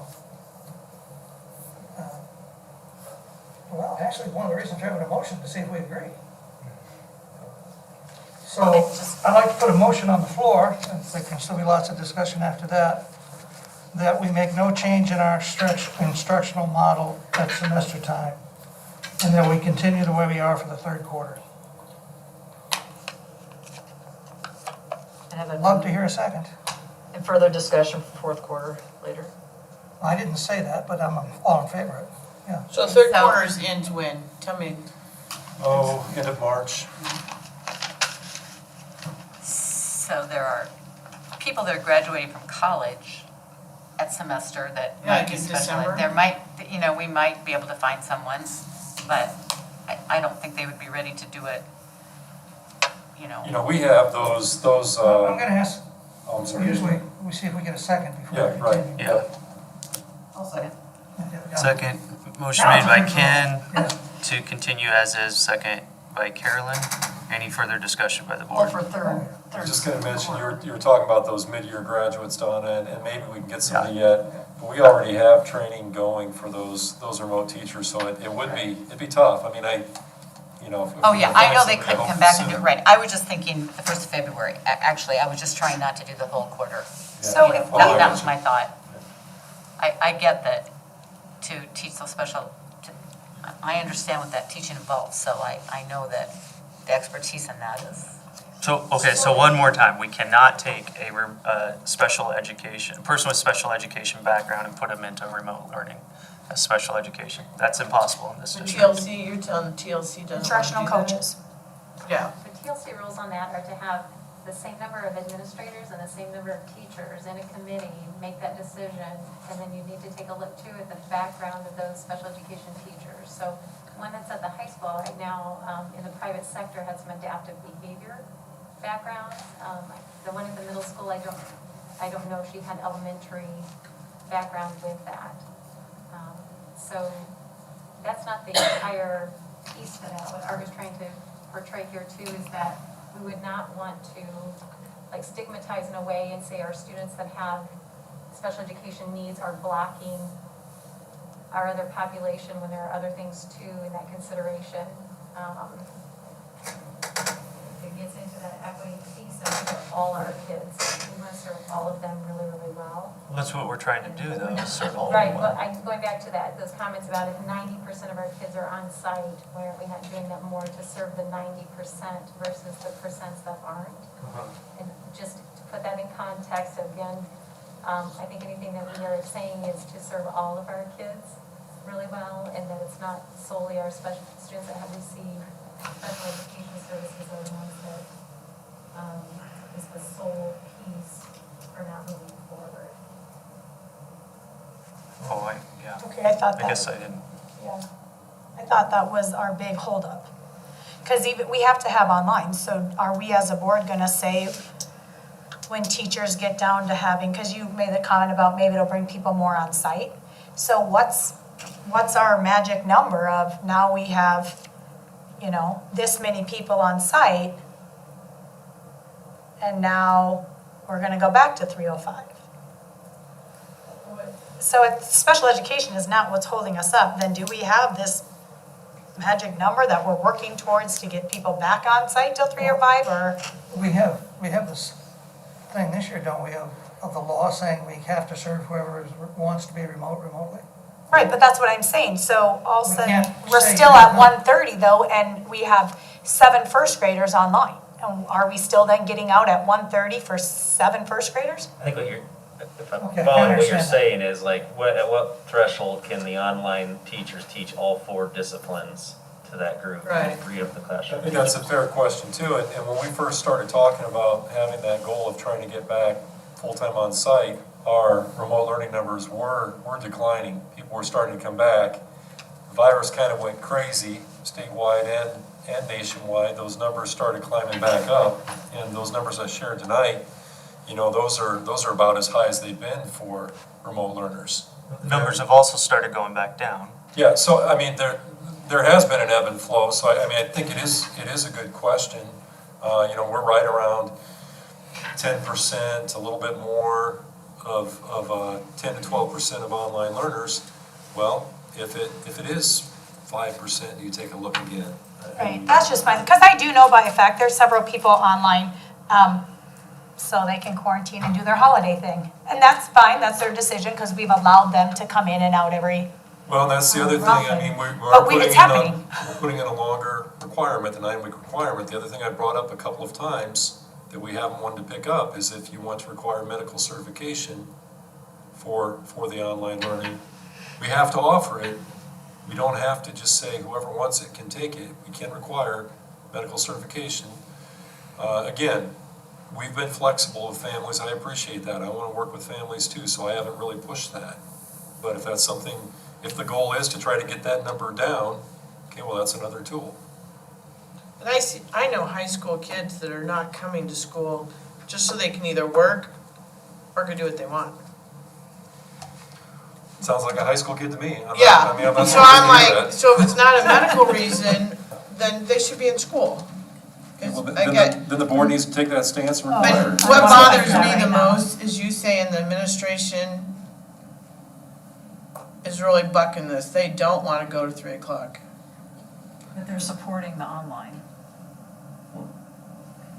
What do you mean by So administration? you're saying, so you're telling me though, and I missed the first part, so the administration does not want to go back to 3 o'clock. They feel we're getting pushback from teachers and administration to go back to the 3 o'clock because of online? Well, I think that's maybe an oversimplification, but I think the stress that the online requirement puts on the system is real, and I've tried to capture those reasons, in the narrative in the packet, and it is accurate to say that I have not had a single teacher or administrator recommend to me that we go back full-time on-site. I have teachers texting me right now saying that we should go back full-time. Well, One I'm not on my phone right now, and I haven't, but I can tell you the survey was done, and it was, and I have no doubt there are some, because the middle school, 85% of staff wanted to stay with this model, high school 75%. So, I mean, right there, just looking at the numbers, 75% of 70 teachers at the high school or whatever, you do have. I guess my focus is still on the elementary. Okay, I'm gonna That's go where back I'm at. about a couple months, and I know we just hired these teachers, so just ignore that online teacher thing. Could we do it by having one teacher be 100% online and all the other teachers do till 3 o'clock? What am I missing on that? Like one section for the district, there's one designated, not per school, just one first grade teacher that's dedicated to 100% online, and then the rest of the teachers do full day. We talked about that a long So time they ago. do kindergarten through 5th then? No, I'm just saying, like, I don't know how you do, I don't. So we would move their current on-site kids into other classrooms. Yes. So it would be a current first grade teacher Right, that already knows the curriculum, so her current on-site students, we would then yeah. put into a different classroom. You mean they, somewhere, Like, let's say, other classes- That wouldn't be good for the kids. That wouldn't be good for the kids to do that. But they're in school all day, you have to weigh that, I mean, I know there's shifted teachers, I mean, there's. But I'm just saying, if we've already hired these people, I'm just, we That- talked about it a couple months ago. Yeah, just I know, like- I I'm just know, saying and I don't- Is that yeah. seems like it is a way, like, let's say you've got 8 teachers, 9 teachers that teach kindergarten. One teacher is doing that, maybe these other people's class loads are a little high, but they've got kids from not, That's what I'm sitting here, I'm thinking about how many arrows I've taken about elementary class size. Yeah, I mean, you're gonna have people saying they've got a different but teacher, you're gonna have and you've got. 30 kindergartners in a classroom. Buildings, there's gonna be an uproar if you're having But- to take. Are these numbers really true that right now for kindergarten and first, there's 36 total students for virtual learning in kindergarten and first grade across the district? I don't have Is it that really number. only 36? I don't remember all I don't have that number in front of me. I don't know. Is that what you threw out? Oh, no, I was just doing an average. I Right, just but, took the but we're numbers not and looking divided at it by these, 6. we're not looking at these virtual teachers having like 50 to 60 kids. No, they'd have The new ones we 30 Do we just know hired. what our numbers are? Do we know how many kids Well, in yeah, 'cause first and he's- kindergarten are out right now? Yeah, he gave us those. And so ballpark figure is between 33 and 36 total students would be with the kindergarten through first virtual teacher. That seems like I guess, an opaque. so everything load. we've done up to this point, going back 2 months, like you said, was to try to get to this point. And then we said, yes, we would be willing to look just at elementary only. But everything we kept doing was trying to do this, and then all of a sudden, last week it came to this, and I just don't, like, I even remember the meeting where we said, if we got so many of those, but if we only got one, okay, then that doesn't make any sense. But if we get X, number of remote teachers, then that would make sense to go ahead and move forward. But then it became all these other issues, and I feel like everything we've talked about for 2 months was to try to get it to go to this, and then it just kept knocking it down to just elementary, and now it's nothing. That's what I feel like. Go back to your point too, didn't we just hire a special education coordinator position? I mean, would that be a possibility to pick up that online load, or, The slack there that's needed. to extend the day for the in-person special ed students? I don't know what. I don't know. I agree. I don't Or know. if, like, she could do a 25-75 load or something with the instructional coach that has special education. I don't know. Well, we have a motion on the table. We could discuss this all night probably, so we probably should. Any further discussion by the board on this one? The motion was to continue as is and revisit. I just at have one third thing I want to quarter. bring up. So your motion is for the whole third quarter. Yes, the whole third quarter. And was it's okay to continue as is, okay. But with the having to commit online learners for 9 weeks. Yeah. That would be out of that motion. That- That wasn't in there. That's something we plan to do and Okay, communicate. I so you didn't, don't I have to didn't put really that in think there. board Does that was have to be a approving. Because motion? as is Oh. wouldn't No. change that. Okay. Okay. Any further discussion? I did. Okay, all those in favor say aye. Aye. Ken? Carolyn? Nay? Nay? All those oppose? Nay? Nay? But I was still gonna say, I mean, I think we have to challenge them to keep thinking how to get them online, or how to get 100% in class. I just don't think by March Okay. we're gonna get there, so that's what So we need to I'm- figure this out for, So you don't think by March we Wait. can be totally in person? I don't think anything in this virus is going to change the outcome of this school year. So if we're waiting on different rules, policies coming from the up, down, it's not gonna Well, happen. like you said, if we get to a certain percentage on online, we don't know that magic number, so You get the vote recorded. I gotta get a vote. Roll call vote. Okay, roll call vote. Ken? Yes. Ben? Nay. Donna? Nay. Carolyn? You were, I'm kind of hedging both ways, I'll say yeah, I mean, Yeah. yes. yes. Sue? Nay. Myself, no. Vote fails 2-5. I will make a motion then, so I will stop as president, you'll be president for now. I will make a motion to return elementary schools to full-time learning effective second semester. Like our original plan. I have a question. then does that mean? When can we, Is that contingent on the special education? that's what I mean, that's where I Is get it contingent on a special of us filling that special education? Yeah, if we gotta do a Yeah. special education, then we do. You have to figure that Is, piece out. Yeah, is that's where I'm kind of in the, it, I know, is it feasible to? I'll second it so we can talk about it. Okay, motion made by myself, sorry. Rob, seconded by Carolyn. Any further discussion? Maybe, is it even feasible to look at the certifications that this instructional coach, the ones that are certified in special ed, and bring Sarah Parker into the conversation? At it, I know that Sarah's been integral in managing and then analyzing all of the data as far as capacity. So Yeah. pulling her out of that analyzing role could be, some concern.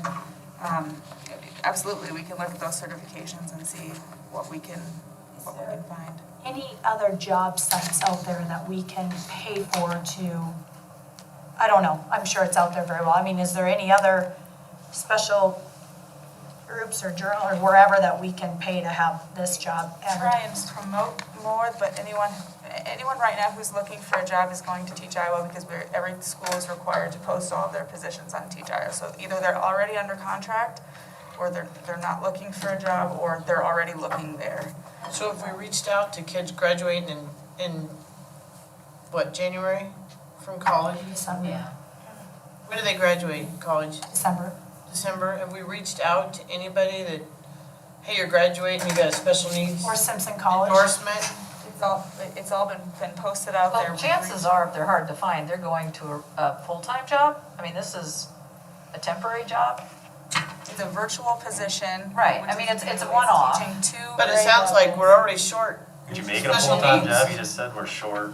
Yeah, you just said we're I short. mean, can we just make it a permanent position that Maybe you carries get into different next year? candidates. Yeah. Yeah, I mean, if we're short, you said, how many are we down? 2? Well, I think we need to add one for sure. I think that might open up the candidate pool. Well, that's why I was asking, I was just trying to maybe just go the first of February and give Posted people that as time to well. find it. Oh, well, actually, we're down one. I said we're down one, but I was talking about adding another one. We have one posted for Irving already.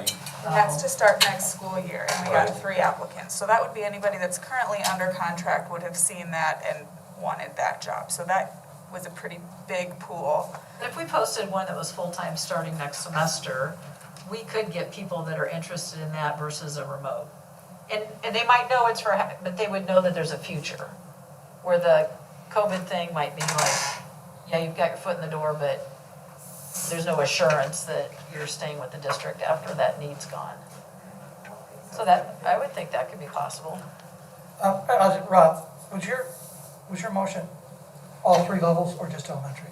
Just elementary only, Okay, I want to make sure I heard that right. Okay. just elementary only. So the transportation is not an issue, right? Well, The cost, if it's we an issue, figure it out. it's an issue. I mean, yeah, it's an issue, but, I didn't list it as a reason not to. I think, So my challenge, where I get hung up on this is I agree with what you're saying, but what if we can't get it done, then what are we saying? I don't know. That's what I'm just like. But I'm I not feel like disagreeing. surely we can get it done, like, for crying out loud. Well, if we can't How hire can we someone. not get it done? Like, how many teachers do we employ in this district? Like, how can we not shift somebody to help? These and I never intended to make it sound like that they're the ones that are hanging this up and stuff. I want to serve them well, just equally to the other students. But surely we can do that. Like, how? Every organization out there shifts people during this time to make things work. And We I have to- mean, they have to have a certification, is that what it's called? To be able to, they've do been this trained online. for that. just to serve special ed kids, they'll have to have a special ed endorsement. Yeah, endorsement.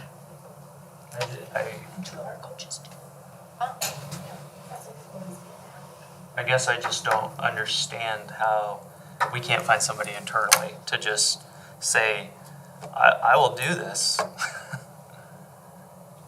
I mean, do we have to pay them differently or anything like that? Can't we can't work something out to figure out, We can assign people, to whatever they're certified to teach. Now, it's a little more complicated when you're talking about the TLC program and how that decision gets made.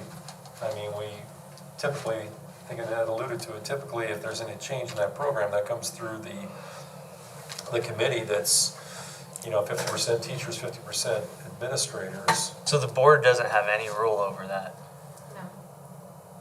Yeah, I think the board can do whatever it wants. I disagree with her completely. I don't want to do that, I'm not in favor of doing that, but The way the state has set up that ruling, it really is, we want to work in collaboration. But the state's wording, what they set through, especially for the remainder of this year, that we want to bring together that committee of 50% administrators and 50% teachers, and they've been completely open to continuing those conversations. As you alluded to, this has been a very long monthly process through here, and what had come out from that and from the surveys at that point was the technology was the key support for those teachers. The second part regarding Sarah Baker is that we have 2 buildings identified as targeted because of the gap of our services of growth from special education students to regular ed students. And she currently now, she's not on a teacher contract, so she's not considered a teacher. But in looking at other people and roles, there, as Art has alluded to, there's not a wall to say not to continue looking and not trying to make those things work. He was just laying out, I believe tonight, this was what he was hearing from those talking points or those meetings from every building about returning to school full time. That is a lot of the information that came out from the majorities of those staffs. No, but before that, we said we could do it if we just had enough people hired. Yeah, Like, I why think did my those recommend- come up at the end? If there I had from an all these online, buildings? if I had an online, and again, I don't want to make this just about special ed students. I was nervous about this conversation because I figured that would get highlighted. But I think I could very well have a different recommendation tonight had we hired the full complement of remote teachers that we advertised for. How was the staff surveyed on this? And you keep saying majority, I'm just wondering, how were they surveyed? Why all were not surveyed? Who the majority is? I guess I'm just wondering, just to get a sense of that. You mean the teachers? Yeah. Going back to this, the staff was surveyed. The only surveys I've cited, I've been told by high school and middle school administration, those are the only surveys I've cited. I've been told that middle school 85% favored staying with what we're doing, and high school was 75%. Elementary, just anecdotally, as we went around, we had meetings with each buildings. Most of them were remote. One of them I went to was in person, but I heard an elementary teacher say, "Yeah, bring them back 100% time tomorrow if I don't have to worry about remote learning." So It wasn't as though a survey was sent out, it's just information here and there is gathered and. Yeah, there was not, I did not send out a survey to all staff. I just cited what I heard from 2 buildings. There wasn't a district level survey, but there may have been a middle school survey and a high school, I don't know, I didn't see those, but there wasn't a district level I survey. think we should have surveyed the teachers, the So- elementary. So can that committee then meet emergency and let them know that this is, like, we need somebody to help in that area? Yes, at this point, that committee met at the very beginning of the year, No. and then a focus group of them looked at what could they do this year from that guidance of the original meeting. And that, they just met again I think it was last Monday, and talked about the need for the tech integration support, how can we shift C&I roles. That was that focus of their conversation. It wasn't about going back and switching roles again. So could they meet tomorrow and after the board says, hey, this is what we're trying to do? That particular group was a very small group, so that full committee would have to be brought back together. And when you say tomorrow, I don't know that what their schedules are and where they're at, so. I know Well, we that have maybe emergency board meetings too, sometimes where we have to drop things and come in the morning. I'm sorry, I'm being snippy, that's rude. I'm just trying to, I understand Sue, that. you wanted to I'm say. trying to just get, I don't understand how a committee set up by the state can dictate. Yeah, I mean, That blows my mind. in a time like this. Is it- Maybe because the intent of that is that teacher leadership piece, and they're in the role to support teachers. Their original roles aren't to work directly with students. So that shifting during the time of COVID, that was the wording that the state had put out for that. I'm just trying to say that this is what it says for that. And that they can't come together, I'm not saying that, I was just responding, I don't know their schedules right now, but I fully want to acknowledge the sense of urgency of what the feeling is tonight here in this room. Yeah, that's what I guess I would like to get across. I don't know. Are you saying do that and then have another, us call emergency meeting? Or- Well, yeah, I mean, we can. We've had to do that before. Like table an issue? Because my thought is there's like 3 or 4 places we could call Simpson and see who their special education graduates are. December Or graduates. December graduates and just do some cold calling and just see if a lot of them. UNI is a big one. They might not even know, I know that, I'm sure they know about these websites or this or that, but maybe it was overlooked. I don't know, like if we all do some Well- research in the next 3 days and come back. Could we decide that we're willing to post a full-time position starting in December, which is different than our posting right now?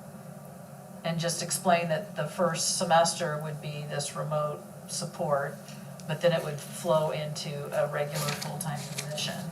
Because that would have a different appeal than something that just seems like it's a COVID position. And then if we find a person, they are indeed, on our staff going forward. Because that's different than what we have right now, right?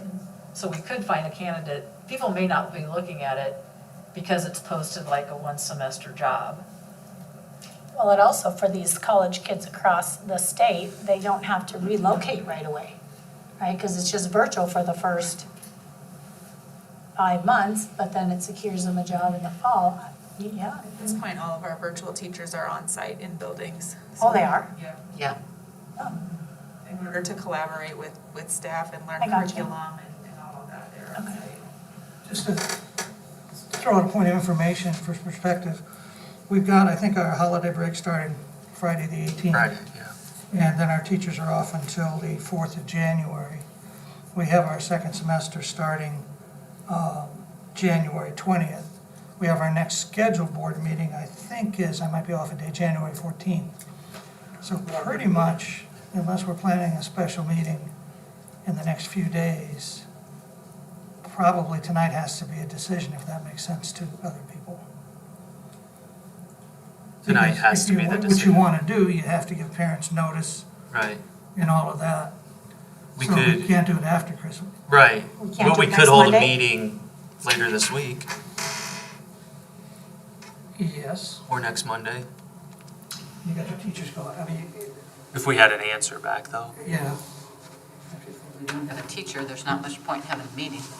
Right, right. I just have to believe we can find a At a high teacher. level. Right, no, I know, I'm just saying, if there's nobody to do it, we can't decide to do it, nobody's offered to do it. Or rework the schedule of the special ed department. Is there a way to make it work equitably for all of those students?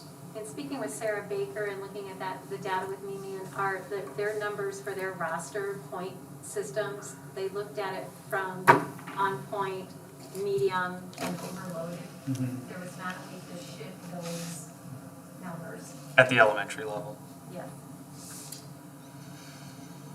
Okay, so I'm trying to follow everything. So, as far as things that we could consider taking action on, we could ask this committee to really think about, are there people that could do kind of what Rob's saying, get reassigned for a semester, and I'm not sure what the, domino effect of all that is, and then we could post for a position that is full-time but initially doing remote for special ed. Yeah, I think you bring a good point, like this is not long-term, right? So if we have It's one of one the semester. TLC, I mean, Right. this is a short-term, All hands on deck. but a great Right. solution Yeah. to the district. But to me, those are like the two things that we can't answer tonight, other than the fact, like, let's try to get it to happen. Okay, so I could withdraw my motion then and table it. We can put a posting up tomorrow, tonight. We can do that, but there's, again, I don't know, that will take, your typical posting, takes some time to get applicants. I guess I just feel like the first thing we should be looking at is internal to solve the issue. I guess that's me The personally. TLC, they can't do it because the state says they can't do it? Is that what? No, I'm still confused about all this, why we can't do it. I'm kinda like with Rob, why, I mean, I understand that we're the board and like Ken said, I thought we're in unprecedented time. If we gotta do it, to get our kids back the education we're losing, cause I agree. Our kids are behind, way behind. So, I just don't understand why we can't do that. I mean, Then it would mean another meeting on Wednesday or Thursday. Sorry, Ben, to make this so confusing. You just want to reword your motion to put those things into action. I know, but I hate, like you guys said, I hate making it seem as if like I don't. I think we need to table it so we know what we can do, even if it's just for like 2 I think weeks. tabling would be the best. I feel yeah. like. And I think as a board, between all of us, we brainstorm other avenues of where applicants maybe could be, and if we have any connections, call. I don't know, I think if we're gonna table it, we need to Yeah, and do our due diligence too, and I'm happy to table it. I also want to say, I don't know if maybe we should say, if we were going to hire somebody new to get them trained, to get everything done, it might take till the 1st of February. I just don't know, because people are going to, all these college people are going on break, the teachers, the school, nobody's going to be working until January 4th or 5th or whatever. So to get that done in 2 weeks and to get somebody trained and figure out what they're doing, that's a pretty quick turnaround. That's where I guess I feel like having somebody with some background. Right, Already I mean, in. if it's a special ed person, I'm just saying if we hire someone new, that's a lot. Well, To get these- them hired, to get it them starts semester interviewed. But January 20th. these new ones we just hired, they're just starting. They're getting trained right now, shadowing Right. I mean, Zoom they'd have to- sessions. Yeah, that's what I'm saying, they're getting trained right now to start, that person's not getting trained yet. they'd have 2.5 weeks. And it takes a while to interview, and everyone's not gonna be around to interview people for a job. Doesn't mean we couldn't start 2 weeks after the start of second Right, semester. right, well, yeah, I'm just saying. Yeah, let's not commit to a date. Yeah. Because Yeah. then we can, yeah. Yeah. So are we gonna try to meet again Wednesday? Thursday perhaps. Yeah. I have pantry on Wednesday nights. I have a wrestling meeting, but they can survive without me. Well, I say we So what's table gonna this and happen? then, like I guess the board would like to focus on making this the top priority of the district right now. Would that be? Do we have to approve a position so she can post it in a different way, or is that? No, Okay. it's not I don't think so. It's not a new, like a new job description or anything, so. And then, I guess my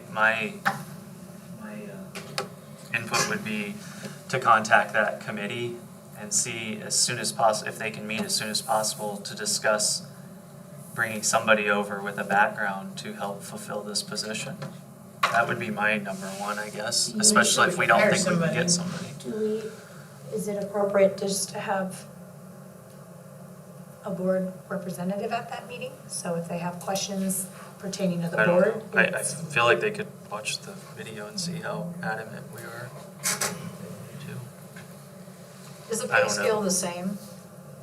If you're special, would there be like if Well- someone's in the regular classroom and The they move difference, to this? difference might be that it's common for a special educator to have a master's degree. But, But if they're internal, it'd be the same, there's not like a stipend or some kind of thing that, oh, I see what you're saying. yeah. Um, If we have someone internally, there wouldn't be, there's no salary schedule okay. change for that. But now, I think the decision would be if they are trying to do that on top, still try to stay connected with the TLC program and trying to do that on top of it, then you could maybe talk about a stipend, but, additional stipend. But if it's, I don't even know, I mean, that'd be a conversation for that committee too, to just kind of drop that work. I heard her groan back there, so. They just said it's master contract too, so you gotta be careful how you. Yeah. I just heard her and I'm going. I mean, we do have right of assignment, but, I don't know. It's not a situation that I've dealt with exactly. You think it's doable though, or, I mean, what are your thoughts? I don't know, I mean, I don't even know, I don't know the certifications of the two people who were talking about even. I mean, it sounded like maybe they were more secondary level, they may not even be licensed K-5. So that would be the first most fundamental screen, you know, whether or not they're licensed for it. Then I think you just have to look at the impacts and talk to the person, or people, but. I guess I was just thinking, like, hopefully by now, a lot of the technology help that was needed, I would think most of the teachers have their learning curve is they're way up here now. And they may still need to get to here or whatever, but they've gained a lot, so you would think that would be able to back off some, I guess. I'm gonna ask some more questions. So It's been- there's these two people that are on this committee, but are there other people in the district that maybe did it, got burnout, just said, I'm gonna be a regular teacher?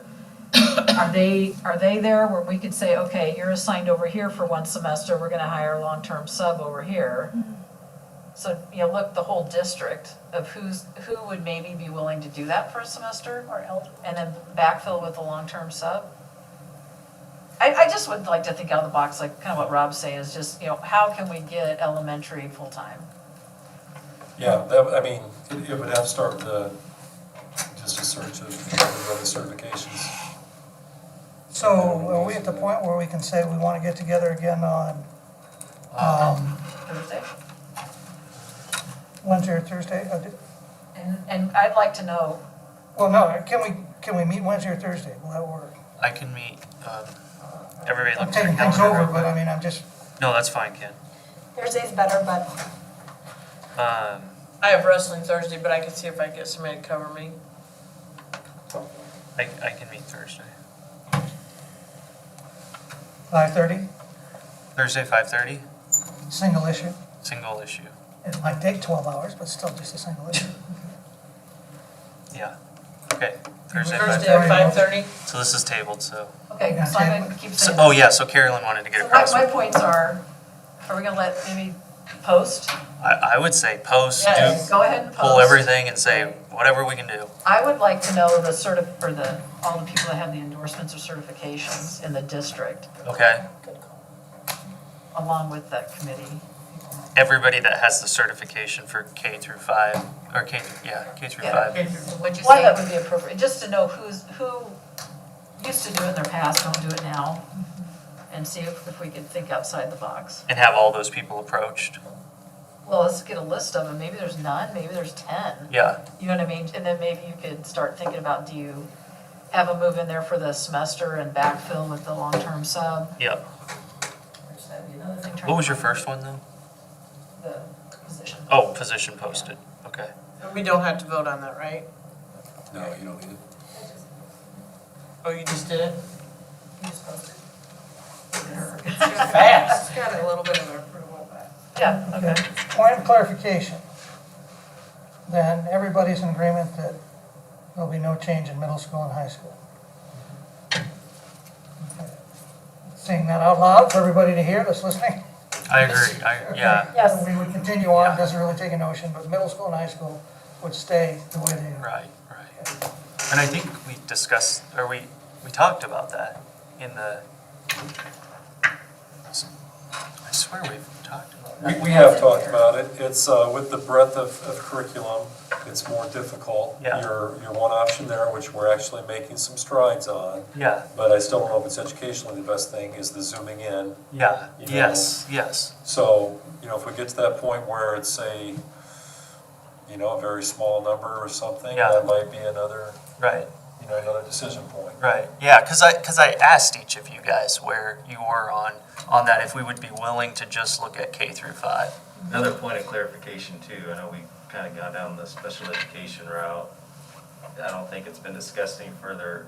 As it was presented tonight, the classroom teacher is still teaching reading and math. I mean, if we're going to a full day, I don't know how they do that. Right. No, I guess my impression was that they were supposed to have been hired for, that's what I was Yes, thinking. that what I put in the latter part of the return to learn, that was predicated on if we still were early out. Okay, so if we are going full day, then our teachers we just hired to do the online could handle all 4 disciplines. They have to. Train them up in science and social studies also, so they will have 8 different preps. They'd have a full day then to do, I mean, They will have 4 for the 2 grade levels they share, and then there are certain numbers of specials teachers who perhaps have lower section numbers that the elementary principals have identified, but they would still be doing asynchronous postings for those remote students. So they can still have some of their art, PE, music, those asynchronously within that. I just wanted to clarify that because we kind of. Yeah. Yeah, no, if we were going, if we're going full-time on site, you know, then the expectation is that those classroom teachers are not doing the remote. Now, we would still like them to have a presence on class pages. We may still have quarantine kids like we were talking about that are gonna need to be served, that won't be in the remote population. We don't want to lose capacity we've been building with the tech integration either. So, you know, I think that's important to note, but to your original question, yeah. But they could still do the paper copies and all that stuff. I know it's not technology based, but at the elementary, they could still do, For remote learners, yes, or the quarantine. or quarantine, sure, yeah. Can I clarify something that I'm not sure that I heard? So the intent, if we didn't go back, was for the virtual teachers to do reading and math. So the virtual teachers were doing reading and math, and the classroom teachers were going to keep science and social studies. Is that what you said? That's not what I heard. That's what I put in this packet. If we stuck with the early out, Right. the remote teachers would be taking the reading and math off the classroom teacher's plate. The classroom teachers still would have been connecting on science and social studies. It's a Zoom every other week right now. And that's the way I understood it. It's not the way I heard you just say it, so I No, wanted to make sure. but he's that talking that's- about if they come back We go full-time back on site. full-time. They would do it all. Yeah. All of Then it. the online Right. teacher would do it all, Correct. Right, with okay. the classroom teacher still having a presence on. Right. Yeah, that's the only way, that's the only way I would. Basically communicating with a sick kid from their classroom as they would any other. Right, Right. right, yeah, I agree No, with they're not that. sick, they're quarantined. Right. Okay. The other piece that was taken into consideration was if they did come back full-time that way, it was mentioned then that student would essentially not have their regular classroom teacher anymore. That connection would end in some way, they'd move on to the remote teacher. We also are trying to plan out then what would happen with our, like our Title I and at-risk reading teachers, and how we can continue to serve the remote students that have that additional need for Title I and at-risk reading services. So we just wanted to add that because there's lots of different layers of trying to make sure that. They're doing it now, right? Yeah, They're doing it now? That early out, yeah. So when their schedule shifts, if we go full-time, we need to reduce some of their schedule shifting. So They need to accommodate for it. That's fine. I don't know how much that might include some of our regular education classroom teachers, but we still want to try as much as possible to get that extra layer of reading support in place.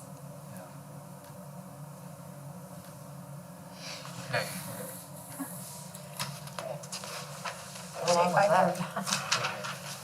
Where's it You come now from? get to go to the agenda to section 1B. Okay, G1B, proposed calendar change. Yeah, I don't know if you want to consider this, I mean, because this runs counter to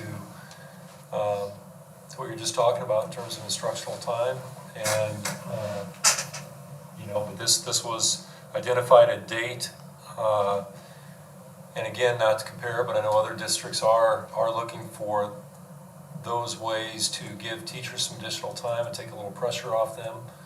It was mentioned to me, and I looked, and I think February 12th is a date that makes sense for that, because that is the Friday before parent-teacher conferences, which is can be a big stressful week, and extra time. And it's also kind of, you know, you hit some of those troughs, like in between Christmas break and spring break. You know, there's not a lot of time off. So that is a calendar change we could do. We would not have to make up instructional time for kids unless we had a spate of snow days. And that's a day that we could provide to teachers, to get ready for conferences, to do other catch-up work they need. And I would not want to put a bunch of requirements on them in terms of new training or anything. But there are other factors to consider there. I spoke with food service a little bit, and we could explore sending like breakfast and lunch Friday home with them on Thursday, providing food. Childcare, ICC would still be open, but a little wrinkle for them. And they already aren't solvent during these times we're in. But if they had a longer day with kids, would they charge parents more?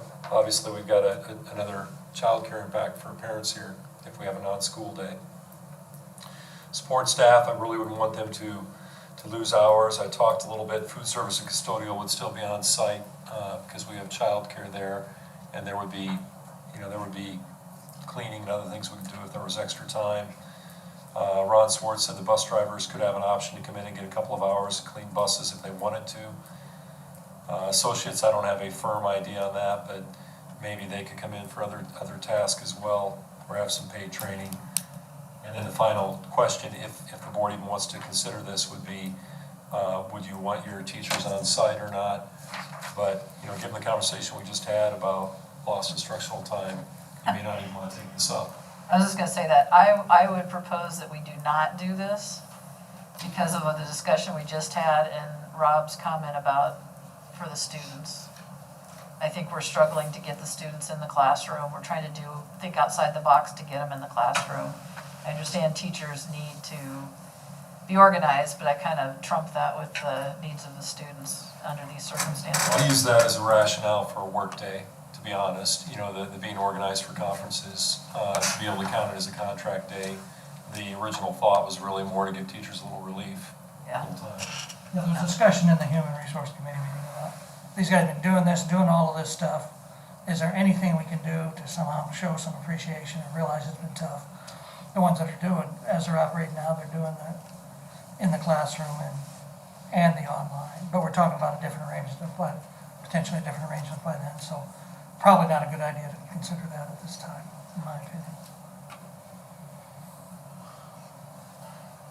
Any thoughts on that? Any other thoughts on it? Anybody? I think it's a nice idea to be able to get to work on your report cards before you have conferences, but, because it's a lot of work, but I would vote for it, but. Yeah.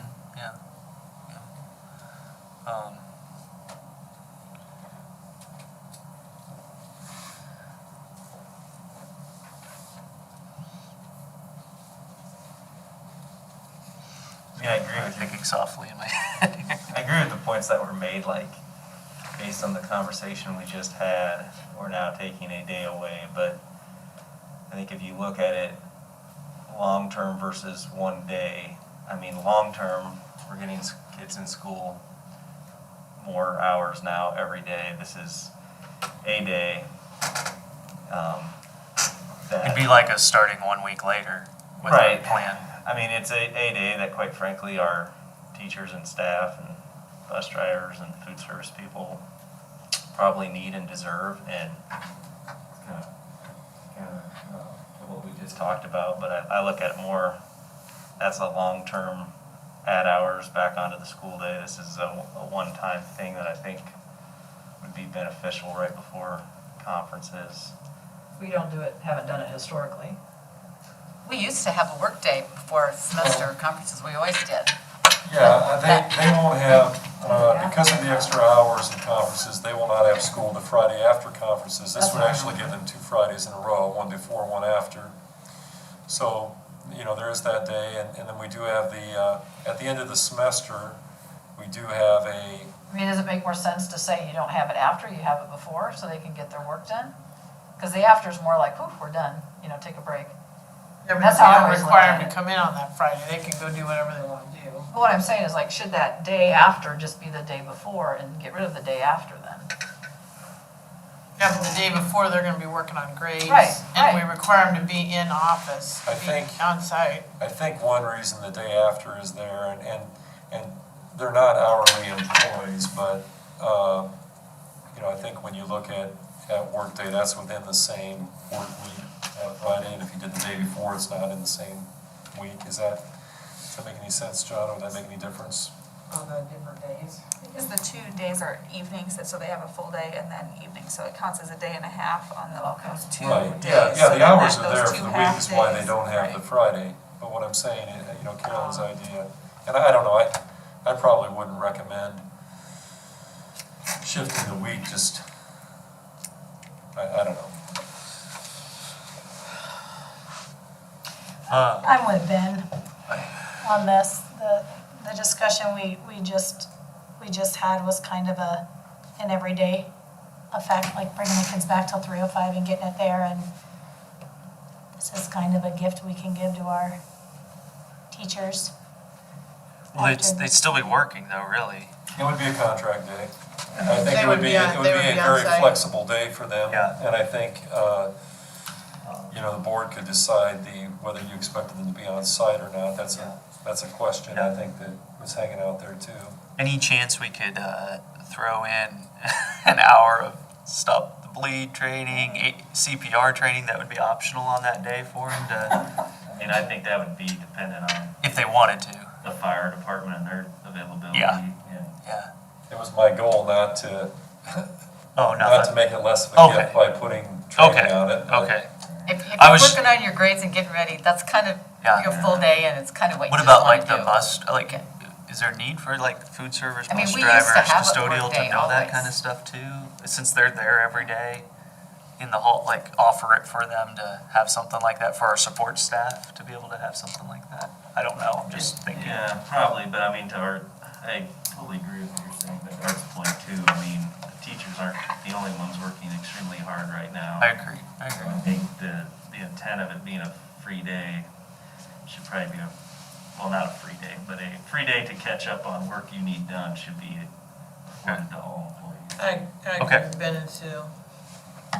But your point is very important. Maybe this is, when you talk about stop the bleed, if that date works, maybe some associates would be interested in Well, and they training. could talk with their online teachers, if their online teachers had some things that they want to discuss. I mean, it would just be an opportunity for them to do that without having to do it at the end of their school day. I mean, it would just give them an opportunity to communicate with them on some things too.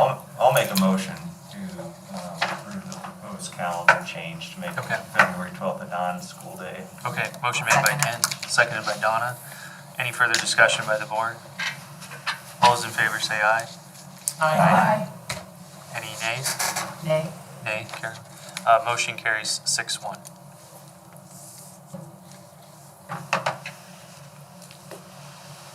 Okay. G2A, Board Curriculum Committee Report. Donna, you wanna start this, or I have my notes in front of me, I can try to, oh, I can't do it. Oh, my computer says I can't view anything, so, it went black, it said I cannot view anything, so. So the first, what is that one up there, the first topic, the curriculum changes, oh, yeah, World issues. The world, Potabom, yeah. Kyle Berg, Yeah, you wanna talk about, yeah. Susan Potabom and Kyle Berg want to change a course, drop a course in, it's replacing 20th century world history with a class that would, sorry to put my glasses on, I can't breathe and read, so sorry. I either have to breathe or not. Studying real-time issues. And it would be, there would be a lot of self-differentiation. They could, the students could pick a lot of their topics or what they're really interested in studying and then relate it to real world. It would be in the present time, but they would also, because I asked this question, I said, so would they trace it back to, had this happened before in history, maybe what they're talking about now, had this ever happened before, and tie it into those kinds of things. But the benefits were personal and social responsibility, planning, reasoning, strong communication skills, visual decision-making, connection between education and real life, immerse in a problem-solving process, and answer questions, solve problems, also increase their sense of empathy. What's going on? They would get to pick their topic, so. They would get to if- pick their topic, that's why I If said they poverty pick was their one topic. that really bothered them, or inequality, or something like that, so. Yeah, a lot of research and, anyway, it sounded, And I think the big one that was part of this course too is teaching kids how to navigate online resources, social media resources, and like understanding what is fact versus fabrication, and finding and making an opinion, right? So I use an example. I had a friend whose daughter watched a 17-second video and made an opinion about somebody. But she didn't realize that 17-second video was actually part of an 8-minute video. So then when I showed her the whole 8-minute video, she was floored because that 17 seconds was completely out of context, and that's what she judged it on. So part of this class too is teaching the kids what is a reliable source as you're making decisions about issues in the world. And so that was a big one for me to start teaching kids how to navigate what is real life evidence and what is perhaps biased stuff. So, and this is just for 9th and 10th graders. I yeah, believe. so and that's, yep, it was a 9th and. This is 9th and 10th grade. Yeah, I had that written down, but I wanted to check it on here. And it's an elective. Yeah, and an elective. So then the next thing, instructional alignment. And the rest of it was just all the We need to approve changes. that. If it, I think, yeah. I think Oh, it's that's in the listed next one. Next for your action right now. okay. And then the rest was just all the changes in the, Yeah, so, this course description book. And, I mean, we have copies of it if you'd like to see we have it. some notes on it. The red is what is is changing. So a lot of these are just renamed. They're renaming them differently. A lot are coming, maybe we didn't have the teachers to teach it, so it left the handbook, and now we have those teachers again certified, so it's coming back into the curriculum. I don't know how much you guys want us to go through. And some of it's choir. I mean, a lot of it's the choir, business and education. It's just some DMAT credit courses that would be available and, These changes were made through the Yeah, handbook yeah, committee, it's just and they are some- all agreeable changes. yep, What's ESOL? we thought it looked good. English, English as second. second, is it other language, or no, other language? So, Yeah, English okay, is a second okay. other language. English, That's why I just couldn't get all the initials, okay. Yeah. I figured that's what it was. being elective credit, yeah, so. And it's my understanding that all of these things were reviewed by the high school principal at the curriculum. He presented this. He presented it, yeah. So that's good. The biggest change I saw was in the music area. I Right. consulted my live-in music teacher. And she, read it and thought, yeah, should happen years ago. That's what they, instrumental music made that change Yeah. a year or two ago. It's just a And then restructure. industrial tech would be a half-time to full-time instructor. And then just, I think if I'm right on my notes here, our online learning program is pretty close to being full. We were just waiting for some other classes to kind of finalize that. So, I mean, take remote learning and everything. Three electives away Yeah, from an actual full program. Yeah, from a full diploma. So that's kind of cool. Media literacy is not developed yet, is what I wrote about Yeah. that one, but, yeah. How was that? I move approval of the changes to the curriculum, or the high school course handbook. Motion made by Carolyn to approve the changes, seconded by Lori. Any further discussion by the board? All those in favor say aye. Aye. Any opposed? Motion carries 7-0. I'm not sure, that is the first thing you talked about with Pottawatomie in here? Yes, I just. Yes, it It was one of was. the red sections, Ken, on page 38. Yes, it was Okay. the social First red section. contemporary world issues. Okay. Yeah. Then the next is the HR committee meeting report. And you need to, does the curriculum change need to have a separate motion? No, it's part of the list of changes that Part of the we list need. It was part of this, yeah. Can I add one more thing from curriculum, or no? I was just gonna say, I don't know how these rules are. I was just gonna say, we were given this sheet. I had posed the question, how are we making adjustments to classes from missing March through June or March through May, and how have they made that up?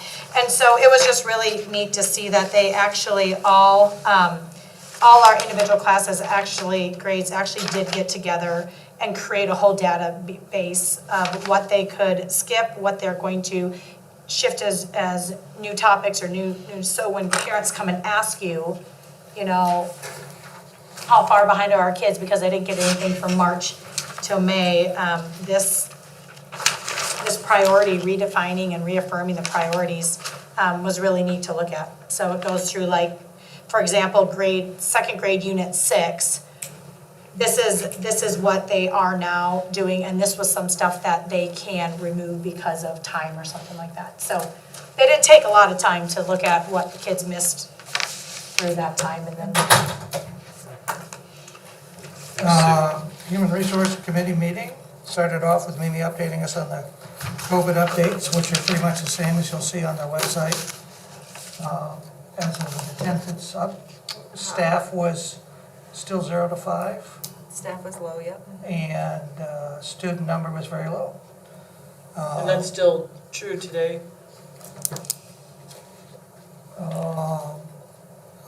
There are no outstanding grievances. Mimi reported on working with the colleges to get student teachers placed for the spring. I think your magic number was 5 or 6 coming on board. I have one living with me. Talk about the substitute pay rate. We're currently, actually, I don't know the figure, so I'll have to ask one of the two of you. 120 right now. Other districts like Norwalk's up around 140. We haven't raised in a while. It's probably something that we're going to want to do to be competitive. Art made a good point. We don't compete with Des Moines, Urbandale, or anything for this Situate substitutes. We compete with Norwalk, Carlisle, and all of that. So at some point, we should do something about that for further study. And as always, we talk about associates. Anything else go on? Okay. I think it'd probably be good to maybe have that on as a discussion item, maybe next board meeting for the substitute pay. Yeah. And then just have all the information ready to go for the next one. Since we've already discussed it as the committee. Feel okay with that? Yeah, we'll get some solid comparables together and have recommendations ready. Next is the Chromebook discussion. Sorry. Just realized it was another big one. What's that? Just realized it was another big one. So, Get our jammies on. elementary Chromebook update there, I gave you a copy of the options here, but as I let you guys know, I did get unfortunately, I noticed that our current order has been pushed back yet again. It's supposed to be like October, November, then December. Now they've pushed it back to March. I do meet with regional IT directors every Friday. We have a meeting, we discuss stuff. Everybody's kind of been in the same boat, that what they've ordered has been, back ordered, pushed off, whatever. Numerous issues why nobody's getting Chromebooks. However, when they said March, we just happened to be talking to a Dell rep earlier that day, and I said, well, what do they have? And so anyway, we had a little meeting with them. They actually had some in stock. That was kind of a short order type thing.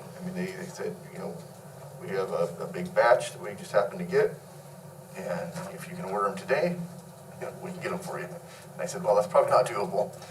but they said they may be gone by the end of the day Friday. Anyway, that kind of spurred this whole discussion of, what other options we have out there. And so I kind of laid it out there as 4 options really. Option 1 being, we just stick with what we are, where we're at. We wait until March and hope they don't push the order back again. Option 2 is if that batch from Friday is still available, you can see the difference in price there is significant. We, if that's still available, we could, potentially order tomorrow and get those, by the end of the month or early next month. But there's definitely no guarantee that's still available come tomorrow or even today. Option 3, we could order different devices, and they believe they could get those to us by February 5th. Again, a price increase, but yet the difference there, I don't know if you noticed that, but the difference on the 1,370 devices is that those are touchscreen devices. So that is definitely an upgraded model. So while we're paying more, technically we're getting more, I guess, in that regard. And then, of course, the option number 4, which was, place a new order with Dell, and then, but that might not be here till March either. So, and that would be for pretty much like devices. So we're kind of in a situation where, I don't know, I guess, we've waited, we still aren't getting them, everybody's having trouble. But apparently there are some manufacturers that do get big batches in, and then they're just gone. So, to be honest, I'm not exactly sure what I'm asking for, other than if there's a willingness to, if the opportunity's there to purchase the devices and get them sooner at a higher cost. So we're talking, Do we want to do that? I guess that's what I'm asking. Well, To get them 2 months two months earlier at best. that's $176,000 difference. That's at Between best. between option 1 and 2, it's $232,000. 232,000. $250,000. Yeah, that, Yeah. And Well, that's why I said when we found this out late Thursday, I said to Ray, with that difference, I'm not comfortable telling you go ahead without. I wasn't comfortable going ahead. Conversation. especially with the sales pitch, if you buy now, it's here, but I can't guarantee you tomorrow. Well, and if they don't guarantee that they're coming in March, there's hardly any point in getting them. yeah, and these guys can't even guarantee this, correct? Well, They're saying estimate February. Yep. we were looking at this route because we didn't know which way the virus was gonna take us, right? And that's where we initially. Right. And we've seen from data now that the virus, the transmitting of the virus isn't very high among kids under the age of 18. So I have a hard time spending almost $250,000 to rush them here when we are I think it's a still long-term lower. purchase at this point, it's not a COVID I agree. purchase. I agree. Right, I think so too. I do have a question though, Ray. All options 2, 3, and 4 are for $285 to account for the larger kindergarten class. Option 1 is still at $270, so is it gonna be more obviously than that $367? Yep, so it will be, it's not much, to be honest with you, and I say not much, I think those, I have to go back and look for sure, but I want to say those devices we ordered were less than $200 a piece. Okay, so you'll add 15 more on there basically is what we're looking at. Now the problem, the reason why I didn't modify that 270 on that first column is because I'm not going to mess with that order. Right. I'm just not going to mess with it until it. I guess the question is, do you, obviously you'd have to place an additional order for the additional ones we need, and who knows when those would I be. think the number is 261. I mean, the issue is this would only give us 9 extras. Okay. Yeah, so I needed to order some more extras. Now, again, right now, if I'm looking at just this year, we get that 270 in. We do have Chromebooks that are a few generations older that are in the class, in the carts in the classrooms right now. So I could use those for loaners right now. I'm just not gonna mess with that first order. I wouldn't either. I agree. Yeah, I don't think So we I'm- spend any more money. Yeah, that would be my opinion, that I don't know that option 2, 3, and 4 are much better. And Option 4 does nothing for us. Right. It would just No, it be really if we're doesn't. important enough to you, if the time and money issues were important enough, then then you might consider 2 or 3, but I would agree. say there's no guarantee, of course, on March even. I mean, it just what it is, but. I think I'd agree with Carolyn's comment too. You know, we originally looked at this as, boy, if we get forced to go remote, we're gonna struggle with the younger grades. At some point, you know, we probably would have expanded our DLE as we have been through the middle school. This just really accelerated the timetable for us. But I'd say it's pretty unlikely that the governor acts like she did last spring in terms of making us go remote. And if that's not gonna happen, then I'm not sure the time is worth the money. I agree. Yeah. All right, that's what I need to know, so, thanks. Right. Moving on to the financial reports, monthly financials. Look at those. I had to go plug my computer in because it's dead. Jonah, I did have one question on there. Debt services fund, what happened there, or what's going on? The difference between last year and this year? We repaid, we have a big payment that comes out in the fall. And Okay, then basically we don't get our revenue in until, and then we just did our bond. We purchased, that all goes through debt service, or refunding. So we can't, so it looks negative, it will be positive the next month. It's just a funding- timing it's thing with the timing sale of the because bonds. October, yeah, in Oh, October, is okay. when we get our first big chunk of revenue for that. this is because it's September. Yeah. Okay, so then that comes back up. Okay. I had a finance question, a little different. Coming out of one of the committee meetings I was in, I think I overheard, and I might have just missed this, I'm trying to figure out how I did. Johnny, did you say that our budget last year, or that we spent $500,000 more than we budgeted? 650,000. Have we heard that before? That seemed like that's the first time I heard that. Well, we set it at, when we did the annual report in September, we talked about that. Okay, Um, so I just forgot it. Thank you, Johnny, you're very polite about that. When you look at the second sheet is the certified budget compared to actual expenditures. When you look at, you see a big difference in the instruction line, Right. there's quite a big difference. What that is, because I went and looked line by line, because I want to make sure that I was tracking correctly. General fund were fine. What that is we had the large early retirement that came out in July that showed everything, that pushes that through. So that is where the big chunk is, $900,000. Because of early retirement. Otherwise, we're right back down to Yeah. 2019, Yeah, 'cause when you look at the 4 different sections there, the Yeah. budget areas, they cross all funds. So it's really confusing to try and say, well, that's general fund only. Yeah. There are general fund, or there are instruction pieces to that early retirement. So How about the other, like, it's off by $1 million there? the other is gonna be odd because that is, we did 2 refundings last year. So we upped our budget and that's basically debt and construction, the other is.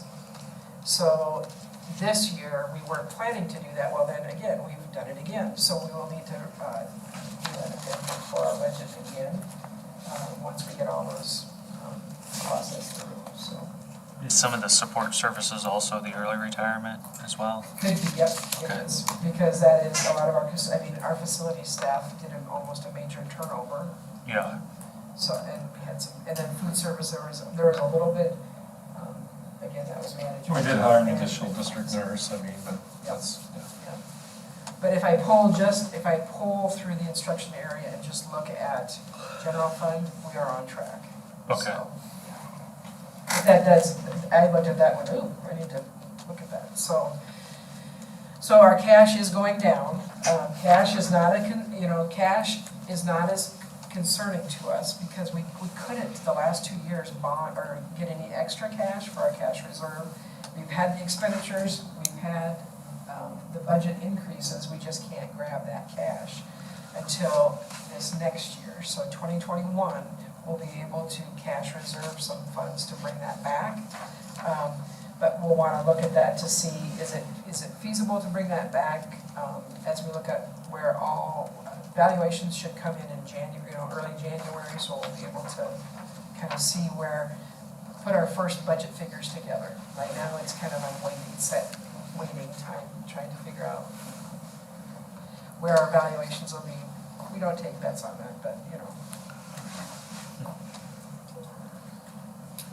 Any other questions? Start calling the county early.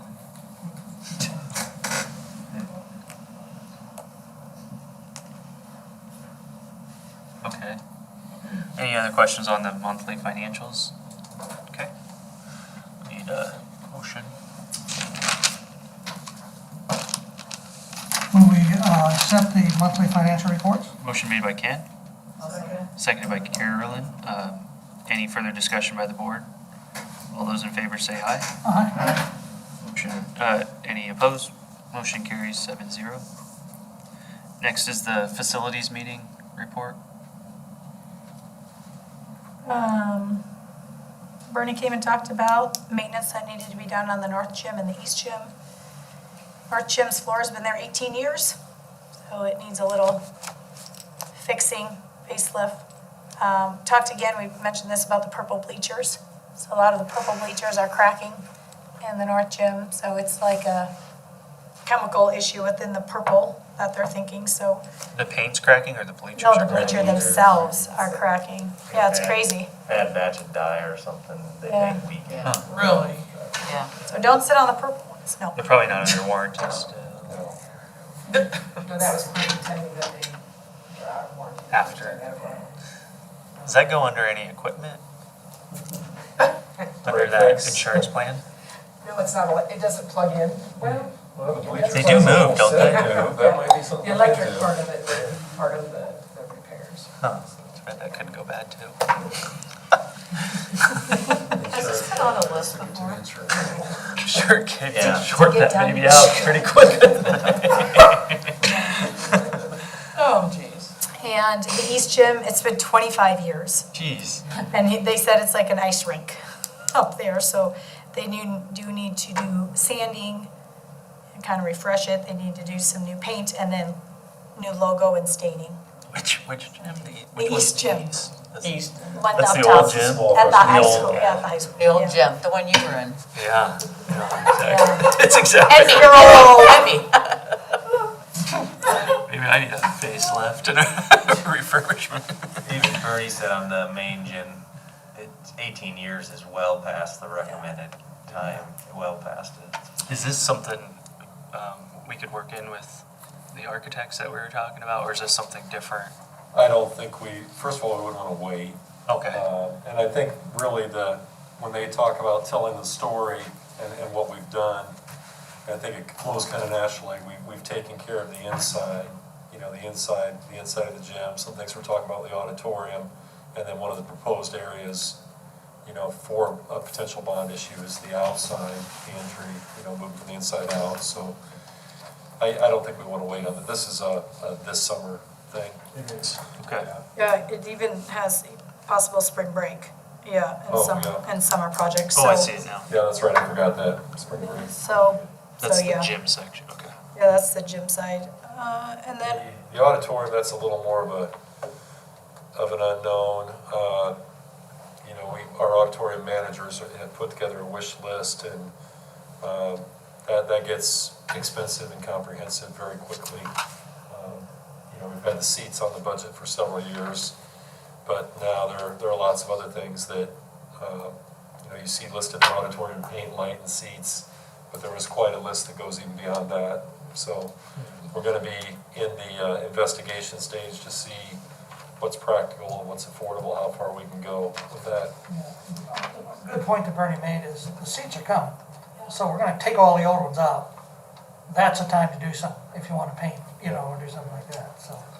Well, they're already coming, the seats. Yeah, That's the plan, but we haven't, I mean, there's still. it's in the budget. The timing of this is important because we have so many rentals that they've told them 2 years ago that we wouldn't be, and ironically, they didn't really do it last year either, but But this year, they said we will not be renting because we need to do these seats. So if we wait another year, we'd have to get the rental season out again, and they do well on the rentals, and that helps. What do you mean rental? Like Dance Factory. Dance recitals, different things, rent our. They rent our. Oh, okay, I get what you mean now, okay. And so that's revenue for them. That, we've used the funds that we receive from that, the net funds. To help. To do so. So one thing that I don't want to get into a 2-hour conversation about it, but one thing came to mind is if we're putting a logo, I'd keep it really generic in case, because if we only do it every 25 years, and if for some reason someone decides we're not the Indians, I think I'd stay away from dream catchers and, I don't know. I bet there's just. The football stadium just. No, I know, but I'm just saying, if it's every 25 years, that's not 25 years, so it's just something that committee can consider. On the north gym, IHS, or the east you gym, know, whatever. or on the whole gym. Just saying. I don't know that, That's a good point. yeah. Good food for thought. It was interesting, we had a team here that was wrestling this past weekend, and their logo was the Indians. And we asked them how they actually have the Indian head. And so we asked them, and she said they called in the native Indians that lived in their county and asked for their opinion and their vote, and they wanted the Indian head on there. That was just really wild, because all I hear is Indians don't want that, native Indians. And then to hear their whole, they filled 150 seats with the community came in and said, no, we're native Indians, we want the Indian head on there. It was just, kind of blew my mind away because everything I've heard lately was just the opposite, so.